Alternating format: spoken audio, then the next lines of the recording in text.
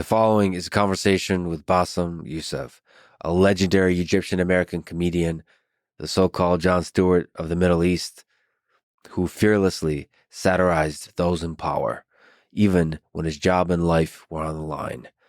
Bassem is a beautiful human being. It was truly a pleasure for me to get to know him and to have this fun, fascinating, and challenging conversation. And now, a quick few second mention of each sponsor.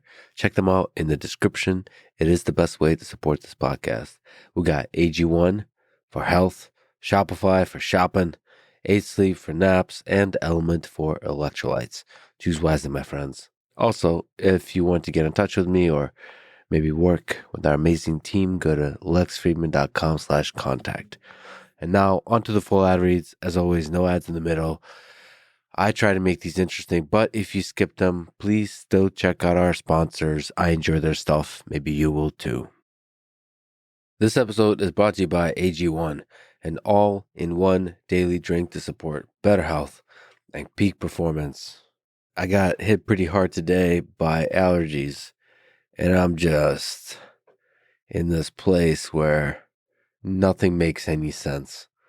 Nose is running, scratchy throat, all that kind of stuff. Just a mess. Just a beautiful, wonderful mess that makes me appreciate all the other days when such things are not felt. That's what I hear from people who suffer from migraines, that chronic migraines are so terrible that they make you intensely hate when the migraine is going on and intensely love when it's not.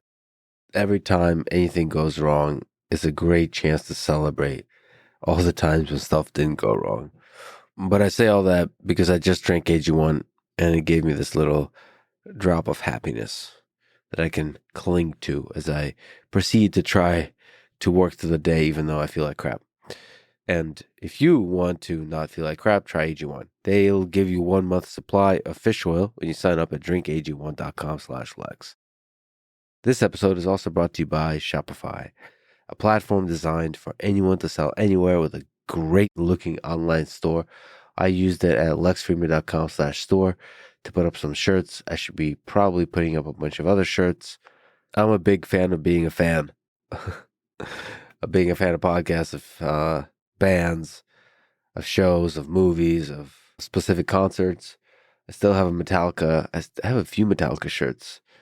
But anyway, I'm a big fan of celebrating and wearing your celebration of others on your shirt. It's like a great way to start conversation. So I love it. I also love wearing just a black shirt, but a little variety is good for the soul.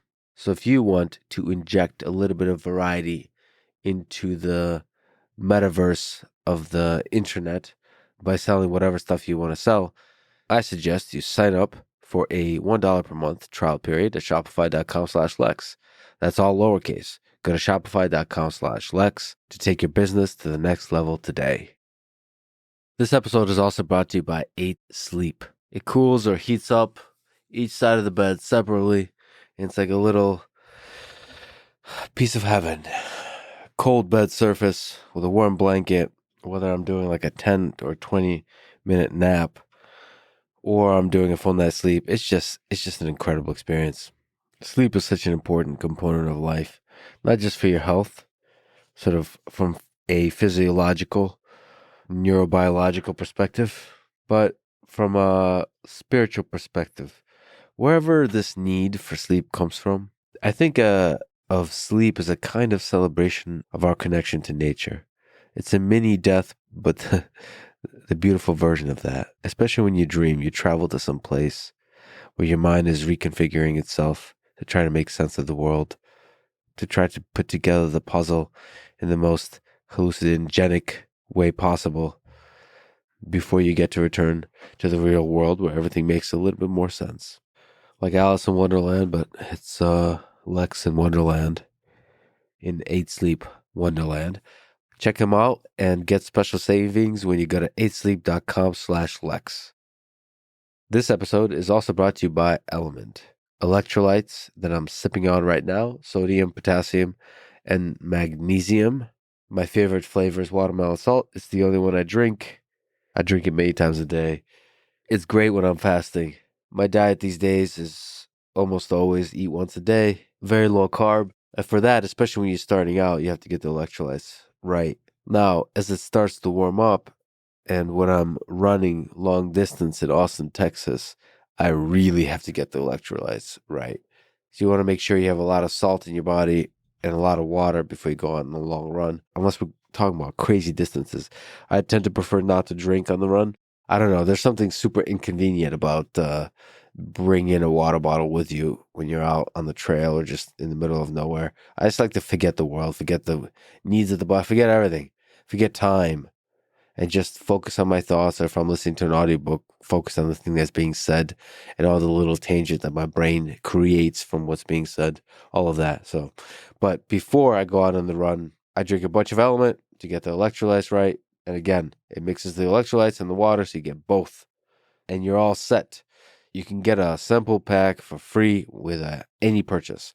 Try it at drinkelement.com/Lex. This is the Lex Friedman podcast. To support it, please check out our sponsors in the description. And now, dear friends, here's Bassem, Youssef.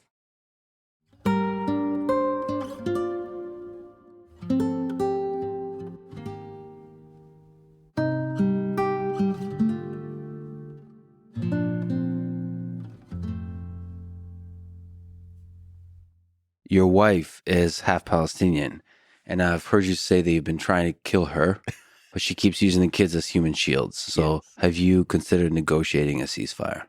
Well, the thing is, every day, every minute of the day in a married life is a negotiation.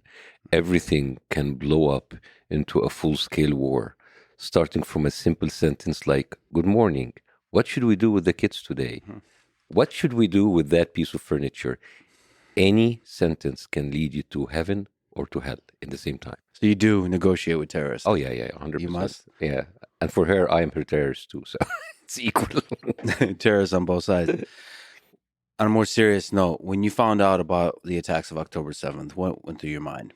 If I'm allowed to use a curse word, I was like, As many as I possible. was like, oh shit. Part of my stand-up comedy is I describe a situation where I was in a restaurant with producers and there was a bombing 2 blocks away in Chelsea, New York in 2016. And of course, this is the like, damn, what's going to happen to us now?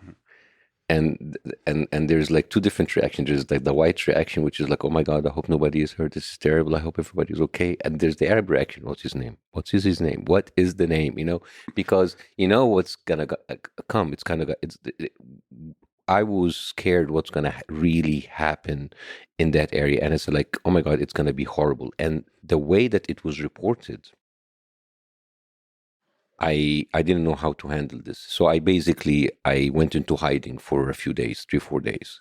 And I talked about Piers Morgan team talking to me 2 times, 3 times. I was like, no, I can't. How can you defend that? How can you defend the rape, the decapitated babies and whatever? And then I started kind of looking in the news a little bit. And then I started seeing people coming on the shows and saying things that I know as an Arab, as a Muslim, as someone from that region, that it's not true.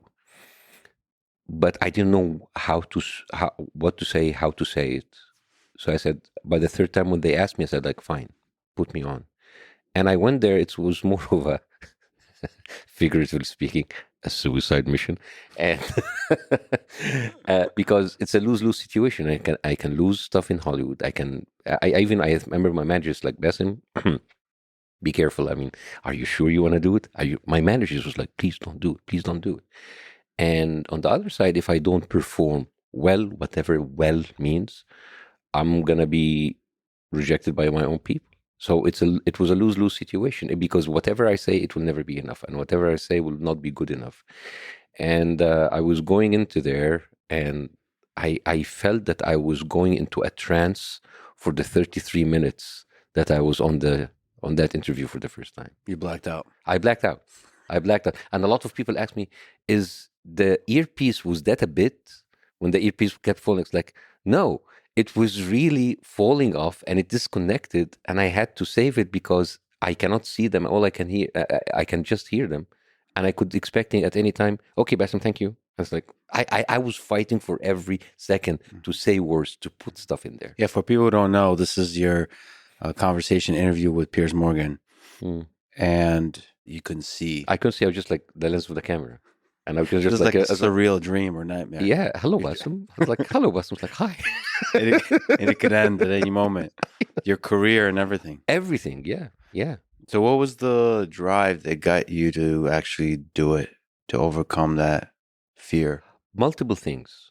First of all, I don't want to say it's just my wife's family because my wife's family has always been there, but this time was different. The bombing, the attack, they usually one of those people that they are aware of everything. Whatever happened in Gaza, they are always in safe places. But this time, it seems that there was no place safe, and already we heard about like 2, 3 of the cousins and the uncles already lost their homes. So this was too much. So I wanted to say something for those people because I know that I made one of the jokes that I made about like, oh, it's Hassan, her cousin, he's a loser, he's a doctor, and he every time a hospital was bombed, we were worried about him. So I wanted to say that because I felt that this is a family that I have never seen in my life. I've never she actually hardly saw an uncle or two because they cannot leave. But I said, like, I need to speak. At least I do something for those extended family that I have never known. But also because when Piers Morgan team called me a couple of times, said, okay, let's see what's going on in the show. And I just watched the stuff and the lies and the one-sided reporting that made my blood boil. And then I thought, like, what am I afraid of? I'm afraid of if I say something, I can lose my career. It's like, wait a minute. But that was the reason why I left Egypt. And I said, wait, I left Egypt. I came to the United States. I came to the land of the free where I can say anything I want. And yet I have limitation of what to say. I mean, I thought we left that shit behind. I mean, what's happening? And I understand the connection of like how sensitive it is when you speak about Israel and all of the ready-made accusations. But as an Arab, as a Muslim, I don't react the same when you talk about Saudi Arabia or Iran or Egypt or any of them. It's like, hey, you want to diss some of these countries? I'll do that with you because I have strong opinions about what happened and I already been expressing them. But that's why I speak, and there's a lot of Jewish people who come to my show, and they understand that. They understand the separation. But that kind of a grouping of blackmailing people and saying and not saying what they have in their mind, it is that kind of like one of the things that kind of like push me to go on the show. The thing that was bothering you, was it what was being said or how it was being said? Both. Because there are lies, which is usually in the media, but there was the total disregard of humanity. You talk a lot about in your show about human suffering. And I felt that here the human suffering was not equal. I felt that's why I came up with this, like, what's the exchange rate today? What's the exchange rate today? There's, of course, it's terrible to see anybody die. But when I feel that, like, isn't our life not worth anything? Yeah, you had a chart Yeah. akin to crypto. Yeah. From you analyze it from an investing perspective, of course, in the dark humor kind ROI on ROI. And you were saying that a certain year was a good year. Yeah, 2014. 2014 was a good year for investment purposes, and also to refer to a family member that you called a loser. You were saying that you called him, had a conversation with him, and he keeps saying that he's not using anybody for human shields, and you called him a loser. What do you do? You can't even keep a job. A liar. He lied to us because I have to believe. But this is what the one thing. It's like it's also one of the things like how it was said. It was stuff that I've been hearing. I don't know what turned on my head. But it's stuff that I've been hearing all my life from the media. Israel warns civilians before bombing them. And that's okay. But that's not okay. Israel is trying to minimize the civilians but killing them anyway. And that's okay. But that's not okay. So it is kind of like the indoctrination that we've been hearing as if it is okay. And then suddenly it's not. Yeah, there's a kind of several layers of bullshit, almost sometimes hiding the obvious horror of the situation with kind of politeness and all this kind of stuff. Just the basic value of human life. That said, it's a difficult situation. It is. It is. What would you do if you were Israel? BB called you. Awesome. Big fan of your comedy. First of all, would you hang up right away? Would you hear him out? No, I'll definitely hear him up. It's like that was like, wait a minute, that's material. That's Yeah, it's material. material. That's material, man. It's like, so Go Netanyahu on. called me. Yeah. I was sitting with my family, just like I have my phone, and like, oh, Netanyahu. Yeah, it just shows up that way. I mean, what would you do? What would you do in this situation? To answer this question, we need to understand how Israel thinks. There is an incredible speech given by Gideon Levy, the famous Israeli reporter and Hertz. And he describes a situation where he was in the West Bank and there was a checkpoint. And in that checkpoint, there was an ambulance with a Palestinian patient. And it was there sitting for an hour and a half, not moving. And then he went to talk to the soldiers, like, guys, why are you not letting them go? It's like, let them go. So like, and then he told them, imagine if he was your father. And the soldier stood up. It's like, what? These are pigs. These are not humans. So when you tell me what would you do if Israel would do, it really we need to ask, how does Israel look at the Palestinian and view the Palestinians? Because they do look at them less than human. And there is an incredible talk by Mihor Meyer. He was a Holocaust survivor. And he said, I learned in Auschwitz when I was there in the concentration camp that in order for a dominant group of people to dehumanize another group, they need first to dehumanize themselves. And Israel looks at Palestinians as lesser people, as lesser beings, as some people who are dispensable.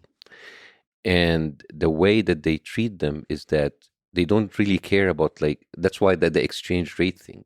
So for me, if I am Israel, it will be like, what would you do if you're the United States in the time of the Native Americans? They were killing people with the millions. When you dehumanize a group of people, you really don't care. So if I was Israel, I would do exactly what Israel is doing right now, because there's no one is holding me accountable. There's no one stopping me. And I can get whatever I want throughout my history through violence. I think a lot of the things you just said are a tiny bit slightly exaggerated. So let me try. Let's try. So not everybody in Israel. Of course. So not. let's look at several groups. So people in government, IDF soldiers, and citizens that are neither of those. And not everybody of any of those sees Palestinians as less than human, just some percentage. So what percentage is that in your sense? It's the people who have the power. So it's mostly the focus of your commentary. When you say people in Israel, you really mean the people in power. The people have in power. Yeah. But as much as, like, of course I mean the people in power, because when I speak about, even when I speak about America, I speak about people in power. When I speak about Egypt, I speak the people who have power, because, like, I can't really talk about the 100 million people in Egypt or the 11 million people in Israel. Of course not. There are people who go in and they demonstrate against Netanyahu and they want him out of the government. But we have to admit that the Israeli society at a whole have moved quite a bit to the right. And has been like many extreme. And you know what happens when you go to the right or you go to the most extreme, the other person go to the most extreme. And extremism breeds extremism. So thank you for the clarification, but, like, I really meant with the people of power. When people criticize the United States for going in Iraq, of course I'm not criticizing citizens. But you made another point, which is an interesting point, and it's very difficult to see in the heart of people. But I wonder if you look at the average Palestinian and the average Israeli, and when they look at the other, do they have some hate in their heart? Well, everybody probably has some. What is that amount? You know, when you look at a person that looks different than you, how much hate is there? It depends on what is the living situation of each person. So in the Berlin Film Festival, just like a couple of weeks ago, there was an Israeli and a Palestinian receiving an award together. And the Israeli director said, we're going to go back to Israel. He's going to go to the West Bank. He will have no rights, and I will have full living rights. These people managed to work together and be friends, and they have empathy to each other. Now, the average Palestinian, it's a very difficult question, because is it the Palestinian in the diaspora, or the Palestinian in Gaza, or the diaspora in the West Bank, or the one in the as a citizen of Israel, who still have less right than a Roman citizen of Israel, a Jew? And it really depends. There are people in Arabs in Israel who are having a great life. And there are people, Arabs, who are having a miserable life. But definitely people that living in Gaza or in the West Bank is kind of like on the lower tier of the living conditions. Now, let's talk about the hate. What does that Palestinian see from the Israeli? The Palestinians see oppression, limitation of movement, limitation of freedom. They have, and then when there's something happens, you see the full force coming in, destroying their home, taking away members of his family. There would be absolutely no reason for him to love the other. The Israeli, because he doesn't have the power, but he lives under his government, all he sees is the rockets or whatever, but like he sees the reaction and he doesn't see what happened to those ones. And as humans, we are selfish. We see what really affects us as humans. And I cannot even imagine what it would be like to live as a Palestinian. And I'm not even talking about Gaza, because everybody talks about Gaza. But let me give you an example. And I'm not going to talk about the 12,000 kids killed in Gaza. Let's talk about just like the 4 weeks in the West Bank. March 4th, Amr Najjar, age 10, sitting next to his father, shot while he's sitting in a car next to his father by the IDF soldiers. Mohammed Ziad, 13 years old, March 3rd, shot in front of a UN school while sitting with his friends. Mohammed Ghanem, age 15, March 2nd, he shot while standing in front of a storefront during a night raid. February 23rd, Saeed Jardal, he was killed by a drone fire. February 22nd, Fadi Suleiman, killed while standing in front of the top of a Red Cross building. Nihil Ziad, February 14th, Valentine's Day, killed, a shot in the head while leaving school. February 11th, Mohammed Khattour, U.S. citizens, killed while being in a parked car. And Mu'adh Shams, February 9th, killed right in front of his home because a military car came reversing back to him, and then somebody opened the door, shot him, and leave. This is a daily life of people in the West Bank. What is the justification that IDF provides? Terrorism. Or I don't know, I mean, you cannot really say like human shields, but they would say like they were throwing rocks. There was a guy who went on Chris Rock and he said like his son, a U.S. citizen, was killed, and it's like they were throwing rocks, so we killed them. Even when they were throwing rocks, you kill him. But the thing is, you see, this is how easy for them to get rid of Palestinians. I mean, I love, like, I had to say I prepared a little bit for the podcast because you are in tech. So, and I am ignorant in tech. There is a movie called The Lab. It is directed by an Israeli director called Yotam Feldman. And he talks about how the military industry in Israel is very advanced. And what is really mind-boggling is in that movie, he shows how the military tests its weapons in the field in urban areas on Palestinians. It is heartbreaking. You know, as a doctor, there's 5 stages of trials. There is there's discovery, preclinical, clinical, and then market, and then post-market evaluation by the FDA. The FDA approval, and then the FDA post-market. 5 just to take a pill. And you go in, and he interviews people as like, where did you test this? And they test it in the field. So when you just like, when human life is so cheap and it is so indispensable, it gave me a visceral reaction. Because, you know, we as human, this has been actually the state of humanity. Humanity have lived and survived and thrived by actually killing each other. But there was kind of like we were removed from it.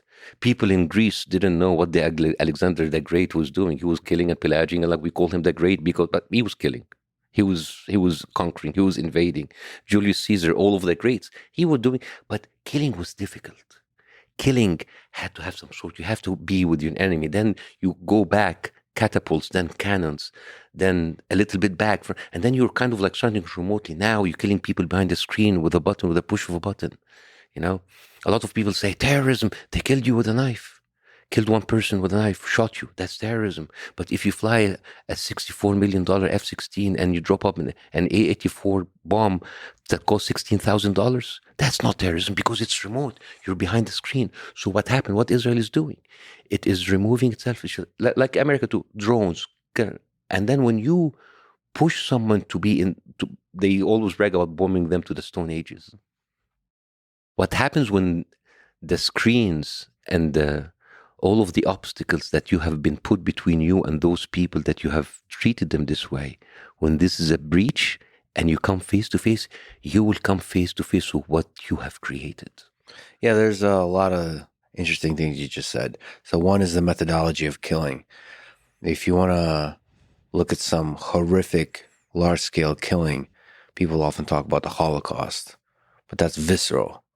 You can look at Holodomor by Stalin, where the murder is through starvation. By Churchill in India.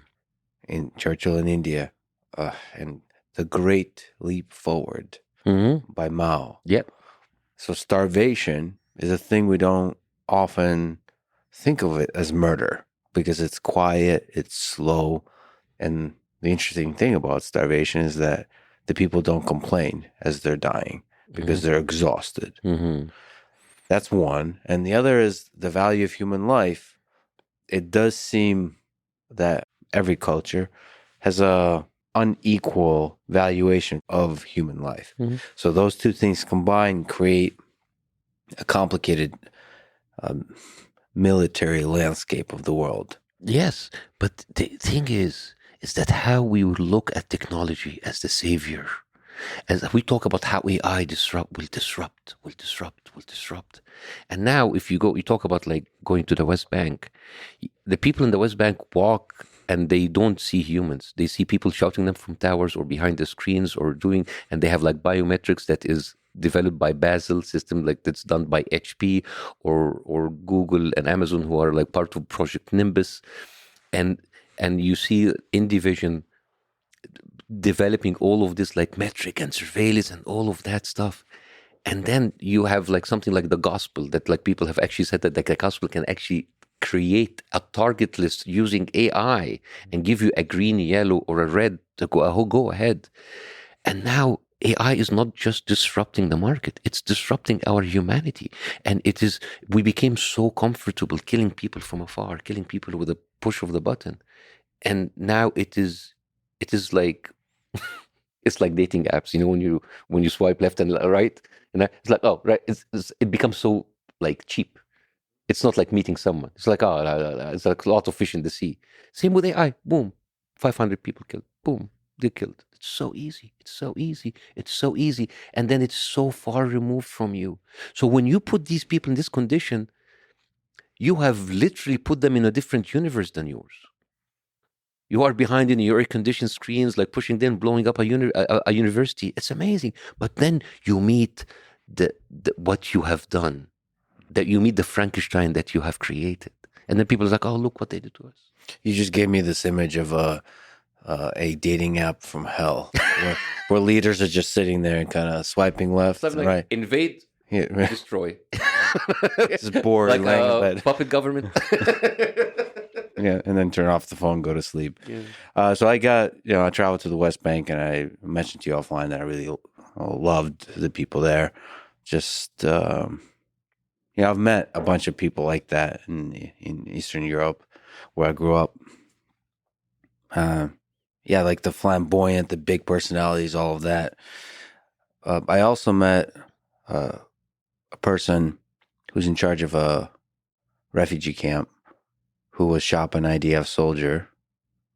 And I'm not sure the words he said are important as the consequences of the thing that you mentioned, which is the deep hate in his eyes. That didn't feel repairable at all. It was pain. It was like a foundation of pain. And on top of that, a hatred. And it was like, wow, this is what you kill one person. This is what you create. Because we have kind of like a front row seat to what's happening. We think we're in it, but we can't really grasp it. I mean, people's like, oh, we're just going to go in, get Hamas out, and we're going to get them back in. And what about the people get back in? How do you think they would look at you? What have you created? What have you done? My show in Egypt was all about propaganda. It's all about the use of words. Words are very important. The decapitated babies were not chosen randomly because you see, it plants a certain image in your brain. Imagine if you're going in, what a baby can do. It can smile, cry, and poop. That's it. It's absolutely no threat. So when you tell people 40 decapitated babies, they are so animalistic, they didn't see the babies. Women raped. Of course, he's an animal to do that. And they would go through that. And they would, what was very frustrating about the conversation is the gish galloping. The gish galloping. Throwing, you see the distractions? You see what happens? Like, it's like, what's the proportionate response? Can Israel defend itself? Do you condemn Hamas? Does Israel has the right to exist? Decapitated babies, raped women. Why don't the Arab countries take them? Why don't the Muslims kill Muslims? Look what happened in Yemen, in Syria, in Iraq. Like, see how they kind of distract you. They throw little things at you, so you don't know what to do. Or the UNRWA, the UNN, anti-Semitic, October 7th, October 7th, October 7th, and then suddenly you are distracted and pulled into discussing all of these little things. And you're not discussing what's happening right now. It is basically stalling, giving them time to do what they do. So there's some degree to the propaganda, the beheaded babies and all this kind of stuff that is so over the top that it shuts down actual conversation about actual wrongs, war crimes on both sides. Mm. So it's overstating it to where everyone on social media and everywhere in the press and everywhere is arguing, almost become desensitized to actual horrors of death, which are more mundane. They're not so dramatic as beheaded babies. Yeah, because people, a baby is shot, but decapitated babies. There's like a knife blade that goes into the skin, the trachea, the flesh, the spine. Decapitated. Like, how, it's like you can just like, he's dead. No, you go in. This is the hate. There's so much hate, and you know that's why You have made me laugh at the darkest shit. You're such a beautiful person. Your dark humor is just wonderful. But you see, this happened to Jews before. Remember blood libel? Where did the blood libel come from? It comes from these rumors that Jews suck babies' blood. This is what they did to That's them. what's in the cup. Exactly. That's a very delicious baby. Delicious baby blood. But this is what you do. You tell people something, and it happened with the Native Americans when they were here. When they went in and they wipe a whole tribe. So and Jewish people are one of the minorities that were persecuted and had this used against them for a very long time, and it is terrible and it's terrifying that's been used again. So I just did a very lengthy debate on Israel and Palestine. Mm. And the really painful thing from that, there's two historians. It was deep, it was thorough, it was fascinating. But in constantly asking about sources of hope or solutions, there was none. There was a sense of, like, a really dark sense of it's hopeless from both sides. It's hopeless. So, I look to you for a source of for a source of hope. Do you have is there any hope here? Solutions, short term, long term. Obama have kind of summarized this beautifully in his book. He said, the reason why the Israeli-Palestinian conflict is so chronic is one side have so much power and the other side have absolutely no power.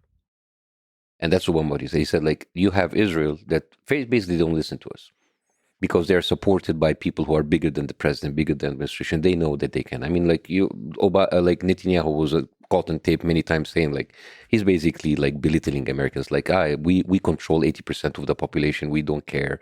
This has kind of like nonchalant, kind of like, we have them. And there's nothing really that compels Israel to give up anything. Because at the end of the day, what is compromise? Compromise is like, I give something, you give something. Israel is not giving anything. And they project that on you. So, for example, how many times have we heard like, Palestinians were giving like 4, 5, 6, 7, 15 chances and they said no to them. And yet, when you read the history, that's not the case at all. Like, for example, in 2000, the whole idea about like Arafat walked away from Oslo, that didn't happen. And there is an incredible video by, what's his name, Joe Scarborough with Misha. And they were hosting her father, Brzezinski. He was the national security advisor. And Joe Scarborough said, like, well, like Arafat left the Oslo Accord and the Palestinians left. And then Brzezinski said, like, this is like embarrassingly shallow.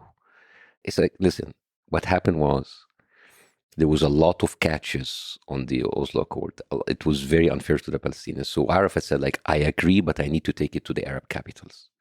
And they went to Sharm el-Sheikh. They came to Egypt, and he and Mubarak went to there. And then Mubarak left because there was election, and he lost. The Ariel Sharon came, and it was destroyed. This is one of the reasons why people.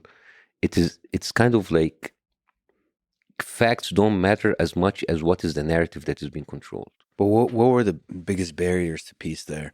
Do you think it's fundamentally leaders don't want a two-state solution, or was there nuanced small differences that, if solved, could have led to a two-state solution? I mean, there was a certain point when the Israeli leaders were more open to compromise.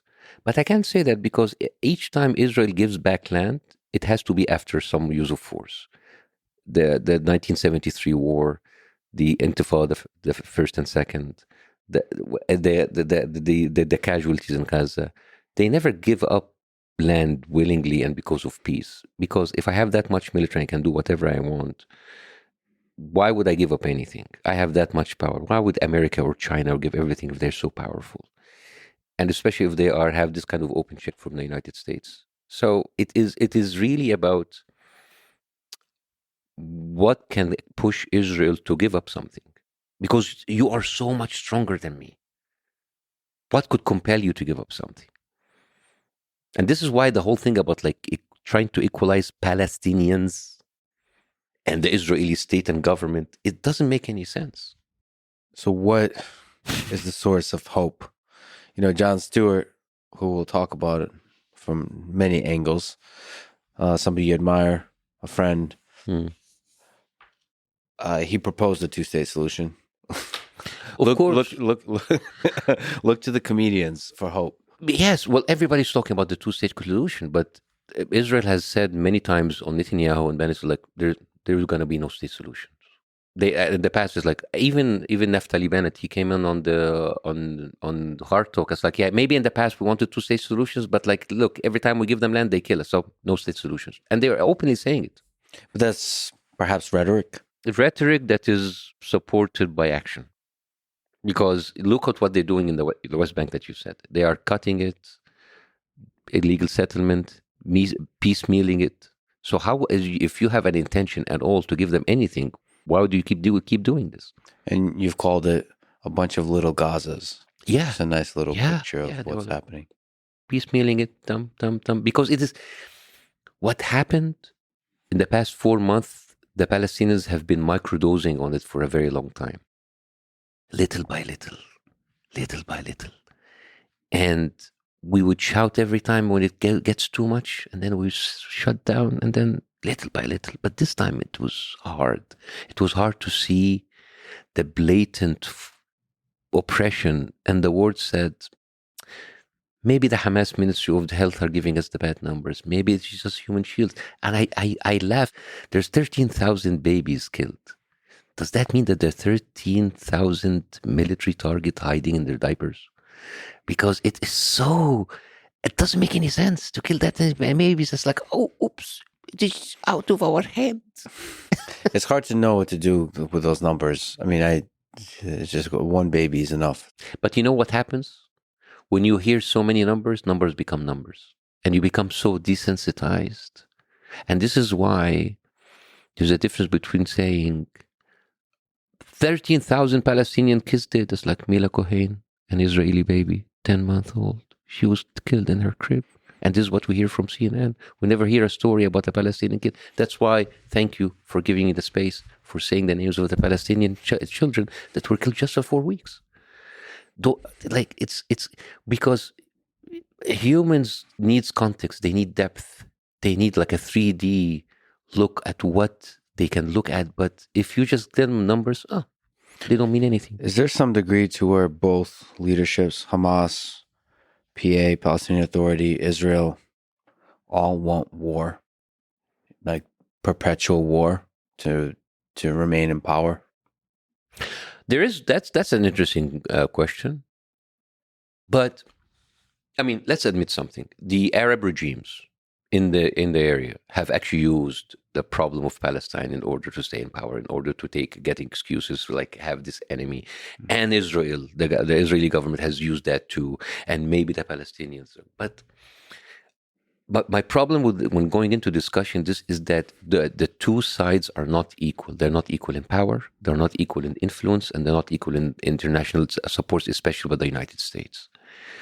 So Palestinians the people who have made changes in history were the people with power, the people who would have the ability to change things.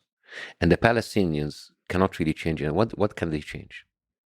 Well, is that true though? Okay. With how much support the Palestinian people have. So just like you said, there's a lot of Arab states that will voice their pro-Palestinian position in order to distract from the own corruption and abuses of power in their own countries. But I don't think if you look globally, there's a complete asymmetry of power and public opinion here. Maybe in the press in the West, but if you look globally, but do they have the same kind of weapons that the Israeli have? So literally power? No, there's a major asymmetry of literal power. Some money to their leaders. Does that make any difference? I mean, and also when you say Palestinian Authority, which authority are you talking about? Hamas or the Palestinian Authority who has been kind of a domesticated, kind of like a puppy for the Palestinians, who basically have been an informant for on their own people?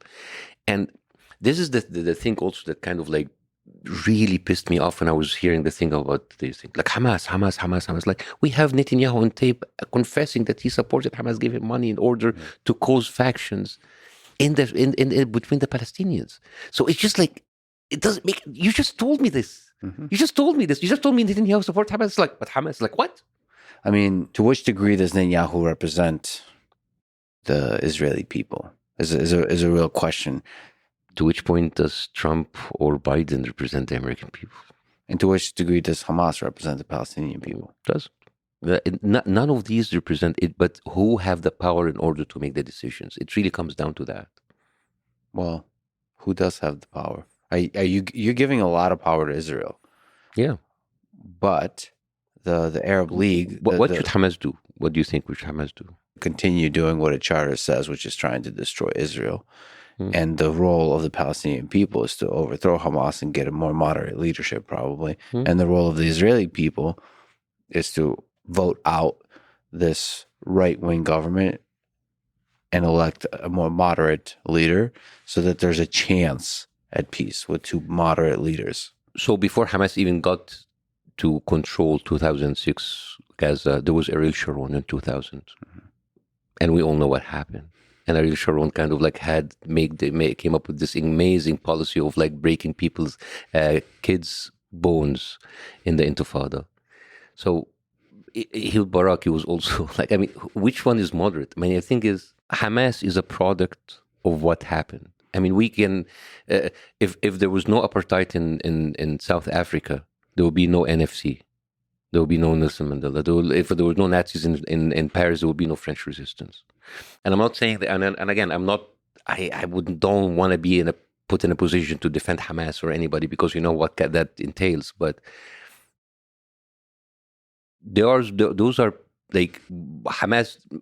Again, not defending them. They went into October 7th. What was their why did they did that? Like, release our hostages, the people in prison, because if you're talking about people who were kidnapped, Israel kidnaps people every single day. And when they had the first exchange on November 4th, Israel released 400 people, 3/4 of them were women and children. Why are those people in prison? There's 1 in 4 kids that are imprisoned that stay in solitary confinement, which is by international law a form of torture. And you're putting kids through that. Is it possible? So first of all, ceasefire. Yes. And longer term, is it possible for Arab states and the United States to get together and with power through diplomacy enforce a solution. It's a very, very ideal solution, but you know, and I know, that the Arab states don't really have the power. All of the powers are in the hands of America. They have the power. See, I think they have the power. I don't. Maybe they don't want to use it. They don't want. Well, maybe that's they don't, maybe they because there's a benefit. Like Maybe there's a benefit. the dark sense I have is that a lot of people win from the suffering that Palestinians are going through because they can point to that and distract from definitely corruption in their own states. And then obviously Iran can benefit also from the same kind of dynamic, distracting from the authoritarian nature of their regime. Definitely, but what is the core of the problem here? Is it the Arab states using the suffering, or the suffering itself? And the suffering comes from people being displaced, their homes were taken away. There are 7 million Palestinians in diaspora. 7 million. 7 million went out there, and now they're living in Canada and America and Europe. They had homes there they cannot go back to. 1.7 million people of the people in Gaza don't belong in Gaza. They were pushed from other places. The piecemeal thing of people are being, in Germany, I'm going to shift gear a little bit. It's going to be a little bit of fun. There is a book that I bought the rights to, and I want to turn it into a movie. Mm-hmm. And I optioned the right for 2 months, for 2 years in March of last year, before October 7th. After October 7th, I bought the permanent right. Mm-hmm. That book is called The Muslim and the Jew. And it is written by an author called Jon Stewart. I read an article about this book in 2016. And I chased that book for rights for 7 years. I didn't have that much money, but I wanted that book. And that book was translated into English called Anna and Dr. Helmi. And that book tells the incredible story under Nazi Germany, where Arabs went in droves to Berlin in the 1920s after the First World War in the Weimar Republic. And they became doctors and engineers and journalists for two reasons. Number one, it was dirt cheap, very cheap because of the inflation. And two, a lot of the Arab nationalists didn't want to send their kids to England or France because they were the occupiers. And Dr. Helmi was the hero of that. He's an Egyptian doctor. And that's why I personally kind of connected with him. And he went to school, medical school, didn't find a place to live, so he lived in the Jewish ghetto, like many Arabs. He didn't find a school to work at, a hospital to work in, so he worked in a Jewish hospital. So there was a lot of Arabs who lived with the ghetto. And actually the first director of the Berlin mosque was a Jewish convert who converted to Islam, and he was a gay activist. I'm telling you, this is like a crazy story. Yeah. And this is not a fiction story. This is actually like a non-fiction. It's written actually based on the statement, the documents of the Nazis and Gestapo. Dr. Helmi, he was in this hospital, and the Nazis came in and they killed and tortured and beat up the Jewish doctor, and they made him the head of his department. Then now he is surrounded by Nazi doctors. They didn't touch him because he was an Arab. There was kind of like a thing between Germany and the Arabs because they wanted to appease to them in order to have kind of a grassroots base in the Arab world where he wanted to go next. And this is why 1934, 1935, the racial laws of Nuremberg, they had a name change. First, they were called anti-Semitic. Then they changed into anti-Jewish because also Arabs were Semitic. So they wanted to appease the Arabs. Now, what happened to Dr. Helmi when that happened to him? He would go back to the ghetto and he would see the apartments next to him, the Jewish apartment, become more and more and more flooded with people because they were moving Jews and pushing them and putting them together, pushing them to the side. And each apartment, instead of one family, it would have 3, 4, 6, 7 families. And he was there when at home, and he was there. This is where the people he grew up with, he lived with, and now he's seeing that kind of discrimination just because he's an Arab. And then he started to kind of like atone for, like, because he felt responsible because he wasn't treated the same way, and he started to go and treat Jewish people in their homes because they couldn't go to hospitals. And then one family gave them his daughter.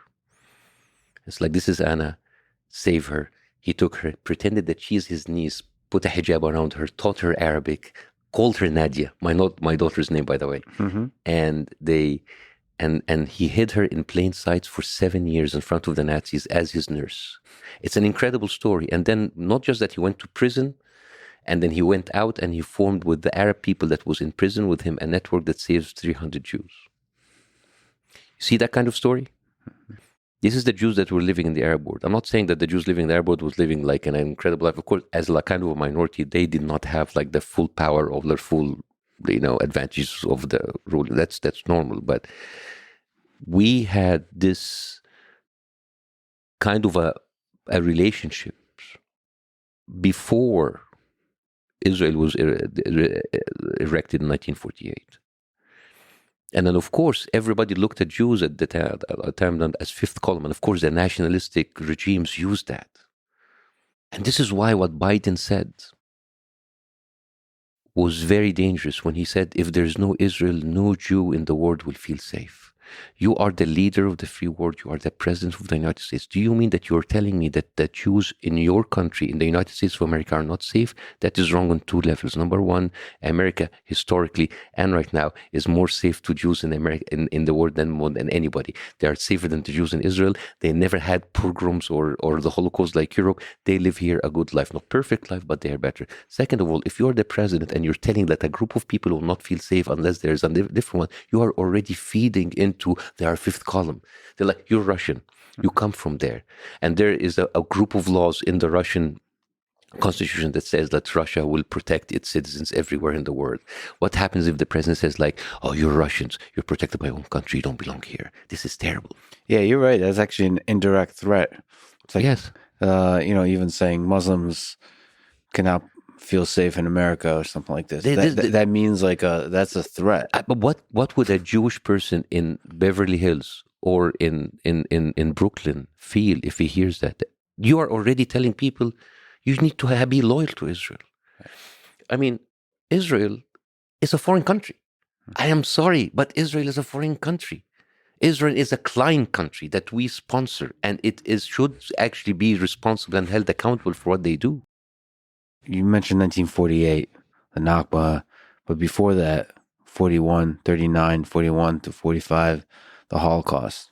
What do you do? What do you do with the Holocaust? Like what, how do you incorporate into the calculus of what's... Oh, it's terrible. Morality that leads up to the displacement of 700,000 Palestinians from the land. How do you work that out? It is terrible, but what the systemic annihilation of Jewish people under the Nazi, that is like a carefully engineered, thoughtful, planned. It was terrible. It was like kind of like the human ingenuity put into like something that is very evil.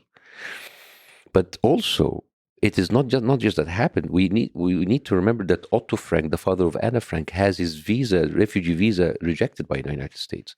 There's a lot of people that were rejected by the United States, rejected by other European countries, and then they were pushed into Palestine. So you have to put yourself between and the Arabs. Okay, we're sitting here. Okay, come, and then all right, you don't have a home or a country anymore. That kills you. I mean, you see, if I'm not an Arab, and you give me that kind of piece of like terrible human tragedy, like, oh my God, that is terrible. But then I'm an Arab, like, yes, I'm so sorry, but what do I have to do with that?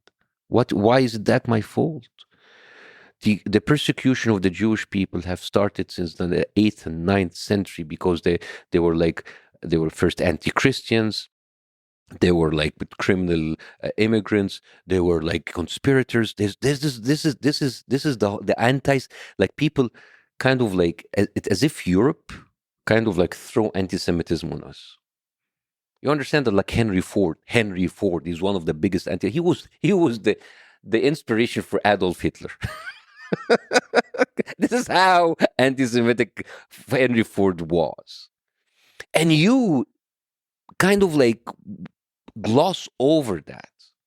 And then suddenly we as Arabs have to pay the price. Why?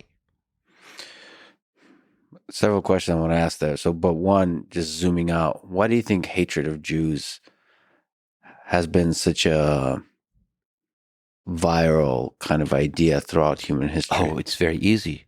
It all started from Christ. They killed Christ. They killed Christ. They killed Christ. They're the killer of Christ. That's a very sexy story. That was so, yeah, that was, and that stayed for years.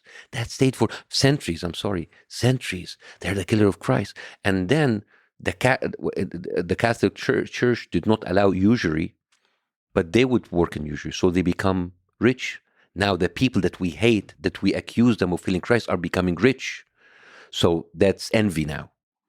And that's that, and that's hatred. I mean, when you talk about ghettos were not just as secluded parts in cities. Sometimes those ghettos were outside the cities. Jews were not even allowed to work a lot of professions. They were not allowed to get into the syndicates of certain professions. So they had to go work usury, and they got rich. So they people hated them more. The first crusade didn't kill a single Muslim. All they killed were Jews. And when they finally arrived to Jerusalem, all they killed were Jews. They almost annihilated the Jews. So it was all this. And of course, you have the Dark Ages. Who do you need as an enemy? The Jews. All right? They're the killer of Christ. There's nothing bigger than this. And then you fast forward.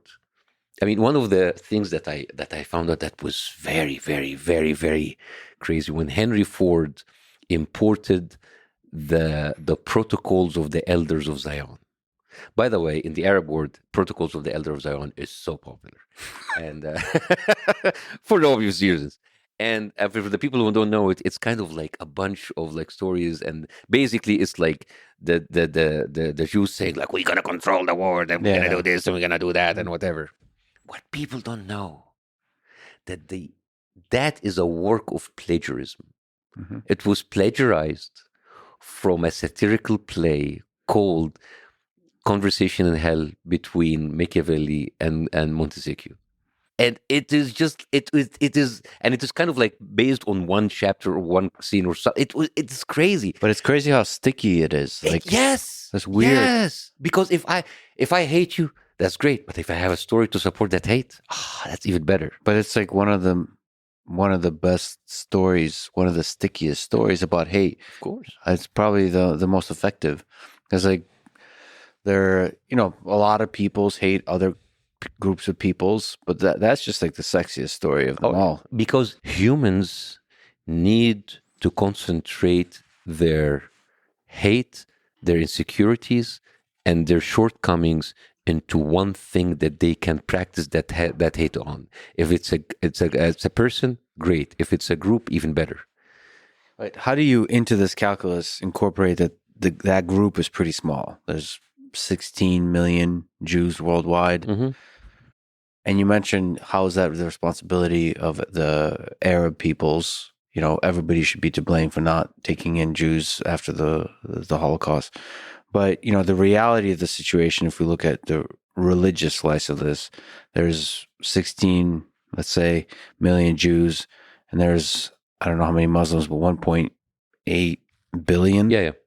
How do you, that difference, that 100x difference, do you incorporate that into the sense that Jews in Israel might feel for, the existential dread that we might, this small group might be destroyed?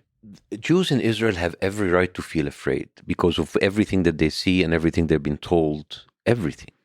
But I would say that the calculus or the numbers doesn't, of course, like being small, it is, of course, a factor, but it is never an excuse in order to take something that's not yours. It's saying like, hey, you have 300 million Americans, and we have 52 states. Give one state for them. There's too many of them. Too many of you. Just give them something. Mm-hmm. It's like the fact that I have something and you don't, and there's too many of me and there's little of you. And then you come in and it's not really Israel against the Arab world or the Muslim world, because we have to say we fucked up big time. But it is the Palestinians that are in, and they are being subjected to that. So it's not really like the 1.8 billion and the 16 million Jews.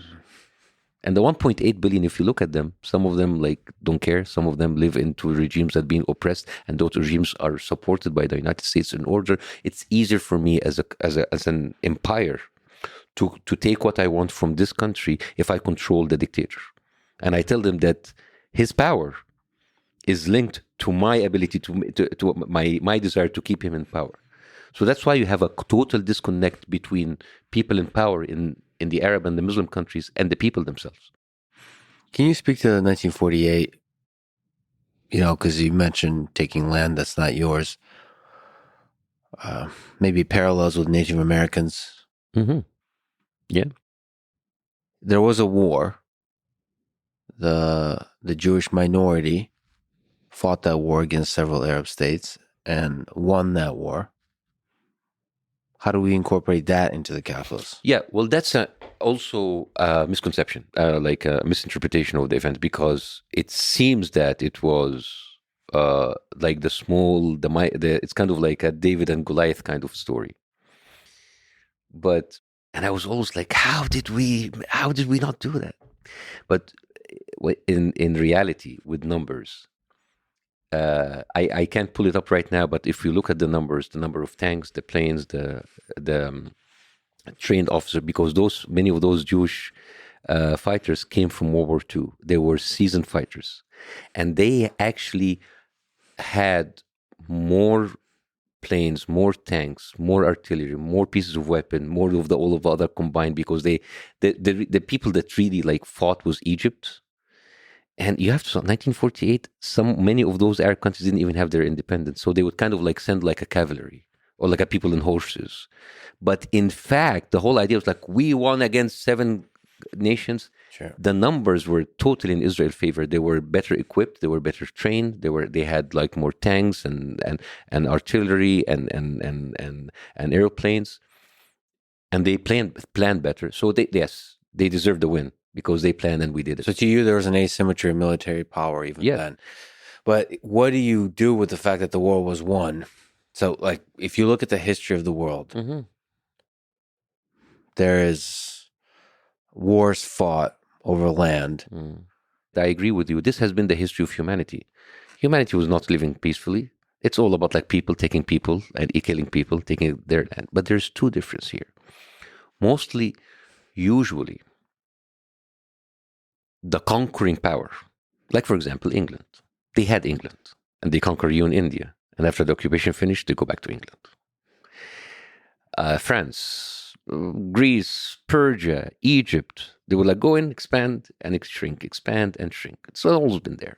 What is different here is exactly what happened in Australia and the United States. A group of people came in, not just to conquer and take the land, but to completely change to replace them and get them out or kill them. It was very easy with the Indians because they had smallpox, there was no social media, they did it over 400 years, they had time. The problem is what is happening right now. I agree with you, it might not be that new, but we are there and we're watching it happen. And so now we have to confront the realities of war and empire and conquering. Because you know what's the problem? We told ourselves we can be better. Yeah. After 1948, there was the Universal Declaration of Human Rights. It means that we are going to be better humans. We're not going to kill and take land. We're not going to displace people. We're not going to take people for what they are. There's now laws. There's international laws. There's International Court of Justice. And now Israel is giving the middle finger to all of them. So isn't in some fundamental way this whole thing that we're talking about is us as a civilization on social media, in articles and books and in newspapers? We're just trying to figure out who are we as a people. I think the shock came from the fact that we thought that we as humanity have evolved, and now what have actually changed is that we became more advanced in effectively eradicating a group of people because of the technology that we have. And the fact that we can do that under the eyes and ears of all the world, and we are watching it on our phone. We have a window. We have a window to the war. 1945, people didn't know what was happening in Japan. Well, we heard about it in the radio. Like, oh, today our forces came in and they launched. We don't know. We heard it. Maybe we saw pictures after that, and it's quite edited. But now we see it. We're into it, and it is so much for our psyche, and we can't get it. And it's like, and the Arabs say, like, guys, you told us. We came to the West because we were told that we were equal. The Universal Declaration of Rights. One of the co-authors, his name is Stefan Hessel. He's a Jew. He is a survivor of the Holocaust. And you know what happened to him? He died, by the way, a couple of years ago. But before he died, he was canceled by so many people, and he was called anti-Semitic because he joined the BDS movement and he spoke about Palestine. That is the author of the Universal Declaration of Human Rights that we value so much, and we think that that would define our humanity. But then we go in and we are shocked. It's like, maybe we were sold something. Maybe that was false advertisement. You shared a tweet by an account called Awesome Jew. It reads, Islamo-Nazi comedian Bassem Youssef, comedian in quotes, by the way. Yeah, of course, because I'm not funny. So Islamo-Nazi comedian Bassem Youssef is now denying the October. I love that you retweeted like this twice. Yeah.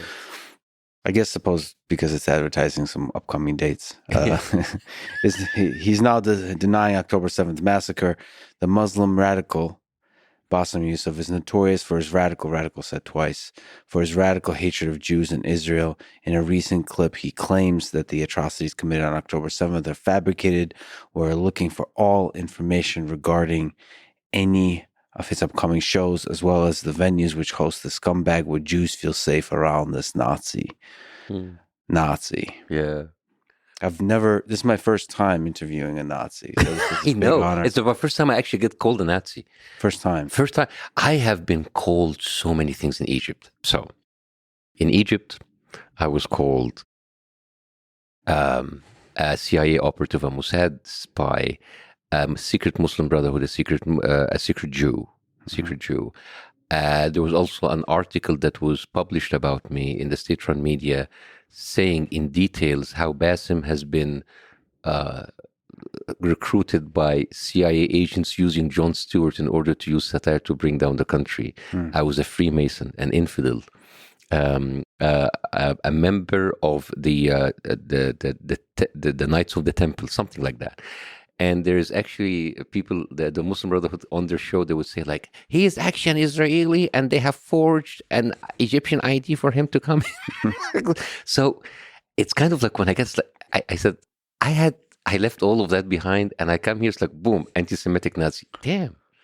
I mean, I really covered everything. I don't know what else. I mean, I think I have, it's kind of like I'm collecting PhDs. I'm just like getting like all of these credits. How do you deal with that? How do you deal with the attacks? I mean, this goes back to the decision to do the interview with Piers Morgan. Like, how do you, like, psychologically through all of it? These kind of attacks, at the beginning, it's fun. But when they evolve into something else, so for example, I was like laughing off all of the stuff about calling me this, calling me that. But then when people would come and thread the theater, because it's not the people who are making those accusations that would come to you. It's the people that will hear and see those accusations and act on it. Mm-hmm.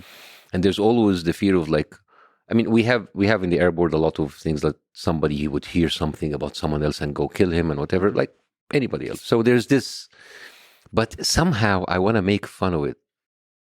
And it is to be called an Islamo-Nazi, it must have been the funniest thing ever. Because it doesn't, Islamo-Nazi, wow. How did you, and a radical Muslim, me, a lot of Islamists hate me. They will call me a secular infidel. So it's kind of like, who am I? Maybe I have an identity crisis and I need the people to tell me who I am. Well, let's go to the beginning. Let's go to your childhood. You grew up in Egypt, Cairo, Egypt. My childhood. Well, let's figure out how you came to be who you are. How did you become an Islamo-Nazi? Yeah, exactly. It's a long journey. I do like the swastika tattoo on your ass, which I didn't. How did you see my? You know what you did. I know I did it.